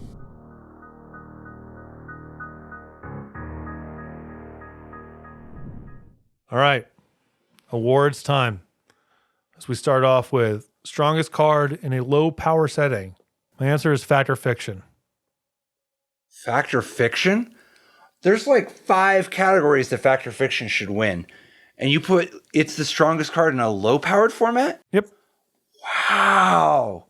Because it wasn't even the strongest card in draft. You're talking in draft, for instance, right? You're really thinking of a standard. Standard, but draft too, sealed. That card was You're taking How many cards first pick first back do you take over? route? No. No? No. No. No. Okay. No. I don't know. I feel like route is such a low powered card that's going to be so dominant in so many. I think that you can't just count the fact that Fact or Fiction's a blue card in a set where all the cards are blue and that's busted. But also every creature sucks. I don't even value route. I mean, route's very good. No. But not every creature is going to suck in every format. Oh, sure. In most, you're telling me that in most formats, you're going to pick Fact or Fiction over route? Like if we just drop Fact or Fiction and route into two limited formats? Route most of the time. Okay. Okay, that's fair. And then, and I guess standard, it goes either way. I mean, Fact or Fiction is just so much more powerful. In truth, I would have just said Fact or Fiction. I just think that Fact or Fiction is even more better of an answer for some of these other categories. So I can't be too mad. So route's my answer, but really like everything, Fact or Fiction would be my answer. All right. Strongest card in a high power setting. Your answer. Fact or Fiction. All right. I went with Opt. Opt actually shows up in high power formats right now in a way that Fact or Fiction doesn't. Not high powered formats. You don't think Modern's a high power format? I guess. Yeah, but like, yeah, I don't know. I mean, Fact or Fiction would be better, but maybe not. I mean, yeah. You can play Fact or Fiction right now. But like Fact or Fiction got banned in Vintage, man. Opt never got banned in Vintage. We're restricted. Yeah, it got restricted in Vintage. Yeah. That's a much better, like, cachet at the top. Yeah, no, that's fair. But I also think that that I am such a believer in low power format Fact or Fiction that I'm fudging it a little bit. Oh, that's fair. If Fact or Fiction can only win one award, I think that's fair. Coolest commander card. I don't know about coolest, but I will give it to Coalition Victory. I will for getting banned. No, I mean of all the cards in the set so for me, coolest commander card is these cards were not designed with commander in mind. Yep. So there's a certain level of as someone who doesn't play very much commander, what I find to be charming about commander is the serendipity. Look at all of these cards that were designed for a completely different purpose, and there's a totally different way to play it that other people came up with, and it plays like fine, and cards have a new context, and that's cool. And to me, Coalition Victory it's a little heavy-handed as far as it goes, and from afar I could see reasons to ban it or reasons to let it go. But to me, it does speak to the ultimate serendipity of Magic of this time and how it feeds into Commander. Nowadays, so much of the cards, in whether they're explicitly in Commander products or not, are designed for Commander in mind. And part of that is just the market share of the number of legendary creatures, number of cards that say double or do something again or whatever, that's all kind of like Commander adjacent. This to me is a great example of who would ever known in 2000 that there would become a format where this would get banned and for good cause. Like that's to me like the secret sauce of Commander in the first place. I'm convinced. I mean, Croesus the Purge, Croesus, like, maybe I'm sympathetic if only because I've actually played with him as my commander. But I do think the Coalition Victory adds a thing, like a dimension, and it adds, like, it's an interesting talking point. And, like, in terms of the development of the format as a whole, it's such a pillar, actually, of a lot of very important conversations. I think the amount of influence the Coalition Victory had over Commander, even during the years that it was banned, is very telling. So I think I am sold. Shout out to Benny Lundquist, who once told me that he was able to weasel his way into his Commander playgroup by having Croesus the Purger as his commander when he was simply playing Storm. Favorite art in the set? Devouring Strosis. Ooh. Is so good. Honorable mention to Shivan Emissary, actually. That's a good call out. I like Shivan Emissary, but I do think Devouring Strosis just... and at the time, keep in mind, I was only like, 20, 21 years old, but that brought me back to feeling like 14. Like I was like, yeah. All right. There's something epic about Devouring Strosis. What about you? I got to give some love to Skizik. That's fair. Oh my God. There's so many ways they could have made that card another generic whatever. Yeah. And the fact that they didn't, you do kind of want to tap. And what a name. Like it sounds like electricity is coming off of your tongue, even though the name is nonsense. It's so good. Mm-hmm. Yeah. We love I love Skizik. I played a lot of Skiziks too. Yep. I think there's a lot to like about Skizik. Biggest design success. So we're more talking kind of like a macro, whatever, not an individual card, Yep. but a tone, a thing that's going on. I would say combination of the structure of the set with it feels to me very innovative without being gimmicky.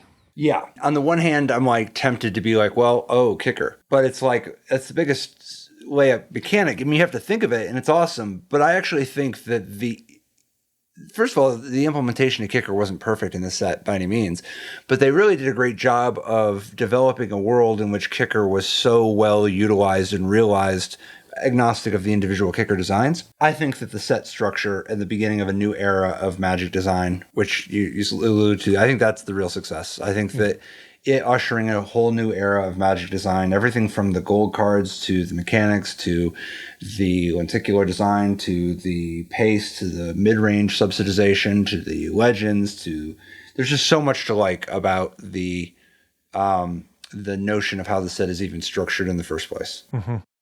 And by, innovation without being gimmicky, I think a little bit about Shadow, for example. Shadow is an innovative mechanic in some ways. It's like, and it is very, it puts a lot of emphasis on the set itself, right? Because the only interaction with Shadow is, but at the end of the day, what ends up happening is you just play with a bunch of unblockable cards, and once you're playing with some Shadow, then you want your deck to be as much Shadow as possible.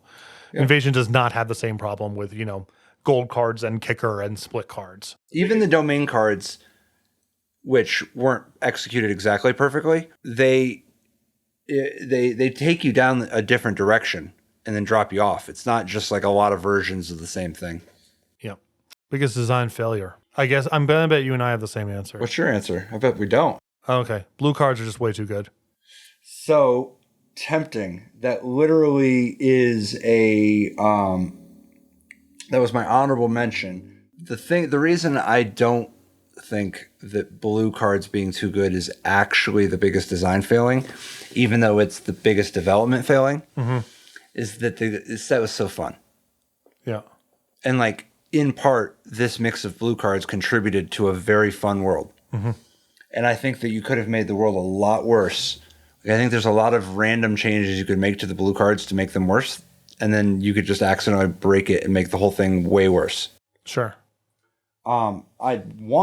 That'd be one of the first things I'd want to do is get a little bit better of a mix of, plus not every blue card needs to draw cards. Like, also honorable mention in terms of, I think cares about color could have been better executed. That's fair. Yeah. I think that cares about color, they tapped into some good space, but they didn't go all the way. And the reason I can't knock them too hard is that they fell short of making it bad. They didn't make it a bad world. They just kind of like gave up at a certain point. They did it, but they didn't commit. They folded, I think, at the right time. Mm-hmm. The real issue to me was that the starving of multicolor, which was actually Mercadian Mask's fault. But there was a philosophy at the time where you were supposed to, like, they operated from the assumption that you should starve people of the thing you're going to give them. So Mercadian Mask doesn't have gold cards, so that when they get invasion, they'll be special. And then there's this idea of like, oh, Onslaught has all these creature types that matter. So Odyssey will just not have anything for those creature types.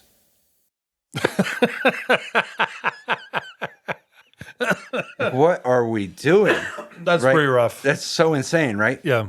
And I think that starving people of invasion, there's a part of me that just wants to levy the same critique for quite a number of years, which is the mana fixing wasn't good enough. Mm-hmm.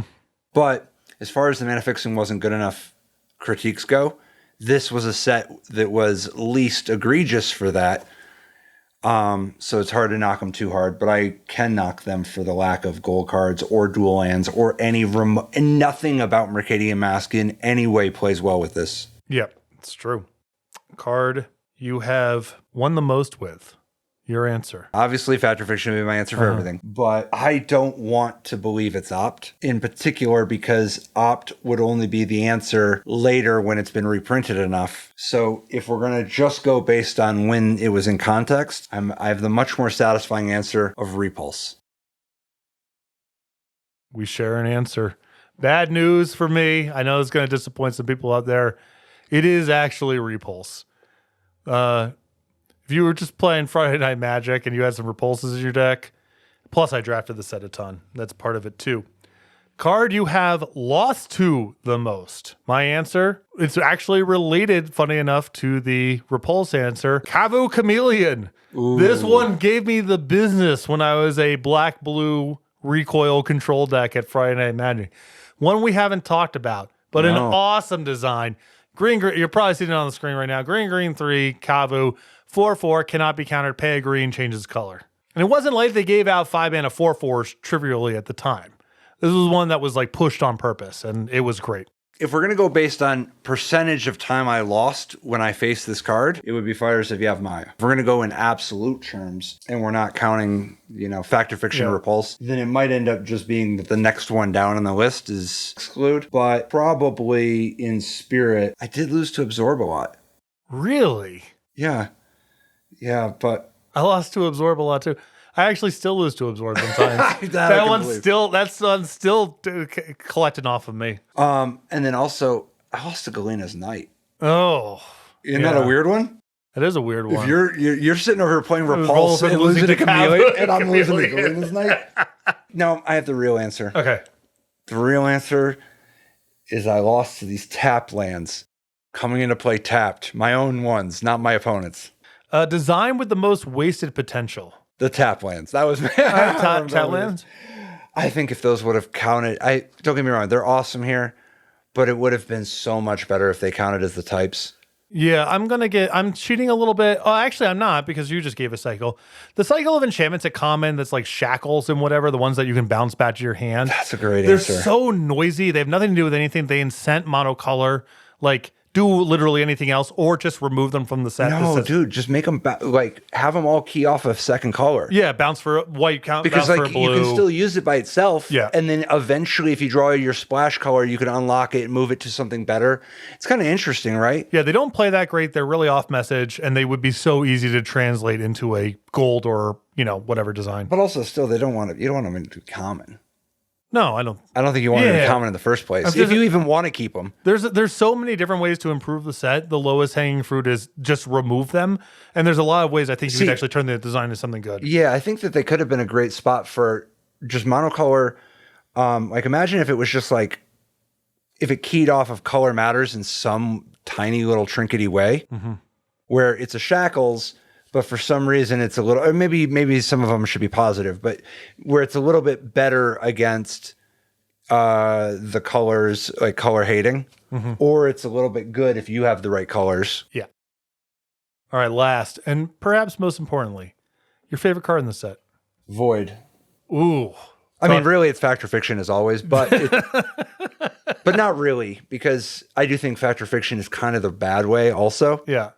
Whereas Void is so the good way. So Void is true. Void is my true love. Yeah. What about you?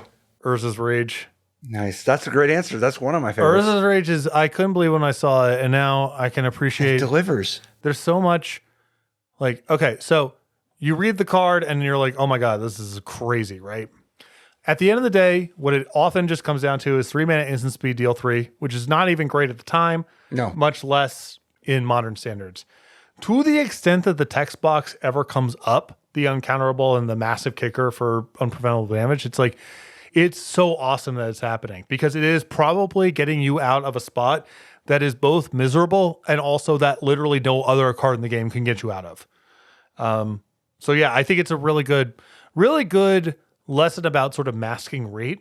Like, how can you make this card look this crazy and have it be okay? And it's like, because at the end of the day, vast majority of the time it's 3 deal 3. Anytime it's better than that, and anytime it's better than that, you're happy that something exists that's better than that. You can also tell yourself stories, because even when it's like a deal 3 for 3, you don't know all the times that they had a counterspell or not. Right. So they could have always if they had mana. Yeah. But I also think that Urza's Rage made many more games fun even when it didn't get kicked because of the implication. Yeah.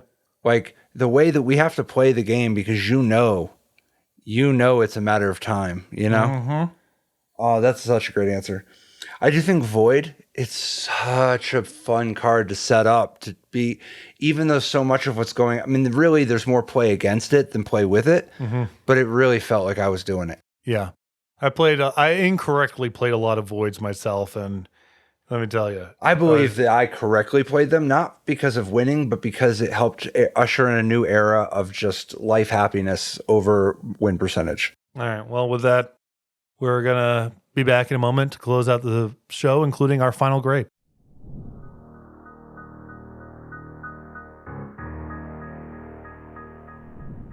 All right. So we're back, wrapping up this one. What a fun episode. Yes. Finally. And we didn't even touch everything, but how could we? How could you? Everything could be talked about. What's your letter grade for this set? Despite the mana fixing and the blue powerful cards, honestly, I think it might be A+. I give it an A, not an A+, and I'm docking it a little bit for the reasons that you're talking about. I think it's one of the 5 best Magic design sets of all time. Yeah. And I think that if you're going to do a distribution of it, I'm sympathetic to only an A. It for sure has blemishes. Like, I would not describe this as 100%. So it's one of those where, like, it is a 99% an A+ or a 98% an A+. Yeah. But I think that its historical significance, its longevity, its timeliness of how desperately Magic needed this. I think that the world where you didn't have such a banger would be so much worse for Magic. Invasion really was the right remedy at the right time. So much of its strengths continue to this day. I think I give it an A+, but I'm sympathetic to a high A. Yeah, I'm airing high A, not A+. I think it's really the mana fixing seems almost purposefully too bad. But part of the reason that I vacillate kind of the way that you are between A and A+ is this set appreciably stronger than Mercadian Masks? I would argue you think it's appreciably more powerful. Definitely. I think it's at least complicated. But even if it's like whatever, it's not like they got back on their feet by just making Gold Urza Saga. Totally. It is so not about just we're making a bunch of powerful stuff and that's the way we're getting our groove back. I would argue that it's not necessarily better. I don't think it's as strong as Tempest. No, definitely not. So no. I just meant the Mercadian Mask was very weak. I think Mercadian Mask at the top had mistakes that were very pronounced. But I think that when you look at the 80th percentile, whereas the 80th percentile card in Invasion is like, there's some Skizix is not even 80th percentile. I mean, there's some very powerful cards in Invasion that are. Yeah, I guess that's a fair way. I think I'm convinced. Sometimes I get hung up on what are the top 5. You know, like I think Mask is probably slightly more powerful in terms of top 5 cards in each set. But if you just acknowledge that the top 5 Fiction is really strong. You think do you think? All right, let's think about the Mask top 5. So I'm going to assume it's Rashad and Port. Yeah, that's the Fact or Fiction. Dust Bowl. Dust Bowl's, but I mean, Dust Bowl was impactful, but it's not powerful the same way. Like I personally think a lot of these cards are stronger than Dust Bowl. And Sergeant. Ramos and Sergeant's extremely strong, but I still think a bunch of these cards are stronger than Ramos and Sergeant. Okay, but no argument about what does the middle of the curve look like here? Like Invasion just blows Mask out of the water. And once you get to if you take off the 10 best cards in Mask, it's pretty medium. Now we have Homelands. Whereas the 100th best card in Invasion is a banger. Yes. Yeah. But I do think Invasion is is it fair to describe it as a little bit more in the Mirage power level? Yeah, I think that's fair. Because in some ways, Mercadian Mask is weaker than Ice Age. But has some bangers. Ice Age had some real bangers too at the top. Yeah. But I do think Invasion was kind of way below the power level. It also just had sensibilities where you're putting stuff in the middle. But in any event, yes, a masterpiece. Just absolutely one of the all-time greats. One of the all-time greats. It is one of the sets. it is one of the sets that I feel like I could play this for a year straight and not get tired of it, even now. It does. It also aged well. It has. You know, it's weird because, like, for instance, Ravnica block didn't age as well as people said it was gonna, but I do think that Invasion truly ages well. Well, I can verify this because I went to a friend's wedding a couple months ago. A buddy of mine, probably watching this, made an Invasion cube, which is basically it's like rarity weighted, so there are more commons than there are, but whatever. And it was so much fun. It was awesome. it has aged surprisingly well. It comes back on Magic Online. I try to get a couple drafts in at least, you know. So yeah, this is a such an impressive to go from Tempest, Urza, Mass to this is just, you had to have a lot of really smart people in the room, all on the same page, who care about the right stuff. Not an easy thing to do, and this set has stood the test of time, in my opinion. Now with that does it for this episode of the Resleevables. Thank you to our sponsors, as always. Tales of Adventure, TOAmagic.com, Eternal is here. Promo code Resleevables to check out for 5% off all your orders. Also to Dragon Shield, dragonshield.com. Use promo code Resleevables, case sensitive, all lowercase, one word, 5% off all your orders, and affiliate link in the notes. And to Bosch and Roll, Brian Koval's YouTube channel. Check it out if you like watching him bash people in Eternal formats. You can find a lot of us all over the place. First of all, if you're watching this on YouTube, please subscribe. That's a huge help for the channel. You can find a lot of episodes of Resleevables, cuts of Unslaved, our podcast, in the archives. So feel free to go through and dig through the channel. I know a lot of people watch one episode and end up going back and watching everything. So if you subscribe to the channel, you can get notified when we release new stuff, and you can have a little bit of easier time going back and getting into things. If you would like to subscribe and support the show more directly, we have a Patreon, patreon.com/Resleevables. There you get early access to episodes, including this one, and access to the Unsleeved podcast that Chapin and I do weekly. You can follow us on Twitter at the Resleevables. Up next, Plane Shift. I think a little bit of a step back from Invasion, but some cool stuff going on. We'll see. We'll see. I guess I'm not going to call it a high watermark above, but I think the Plane Shift, there's a lot of compelling lessons to be gleaned. Yes. And I think that it's a tough spot to be sandwiched between Apocalypse and Invasion. Mm-hmm. And I think that Plane Shift doesn't always get the love that it deserves. You know what? It was fun in the cube. It wasn't, it's still a lot to like. Still a lot to like. So thanks for watching. And until next time. Would you mind giving the thingamajig over there a little clip? Take one of one. Maybe the issue is maybe I'm soft-spoken. I don't know. Maybe that's it. Maybe I need to project more. Perhaps. Okay. Invasion. People get punched for playing Disrupt. They did. You gotta mean it. You gotta be ready to throw down. Like, it's not. Disrupt really embarrasses people. Yeah, it's really, really embarrassing. Turn 4 attack. Don't play a land and play a morph face down. He cycles Complicate. I pause. All right, resolves. And Osip just slaps my hand down, sees the land in there, says, I knew it. So, I know that one. I've been a victim once. You gotta learn one time. Then you know to play your land first. Well, at least you had somebody like Osip who made you have to live with the shame. Osip was really good at making people live with the shame. He was exceptional at that.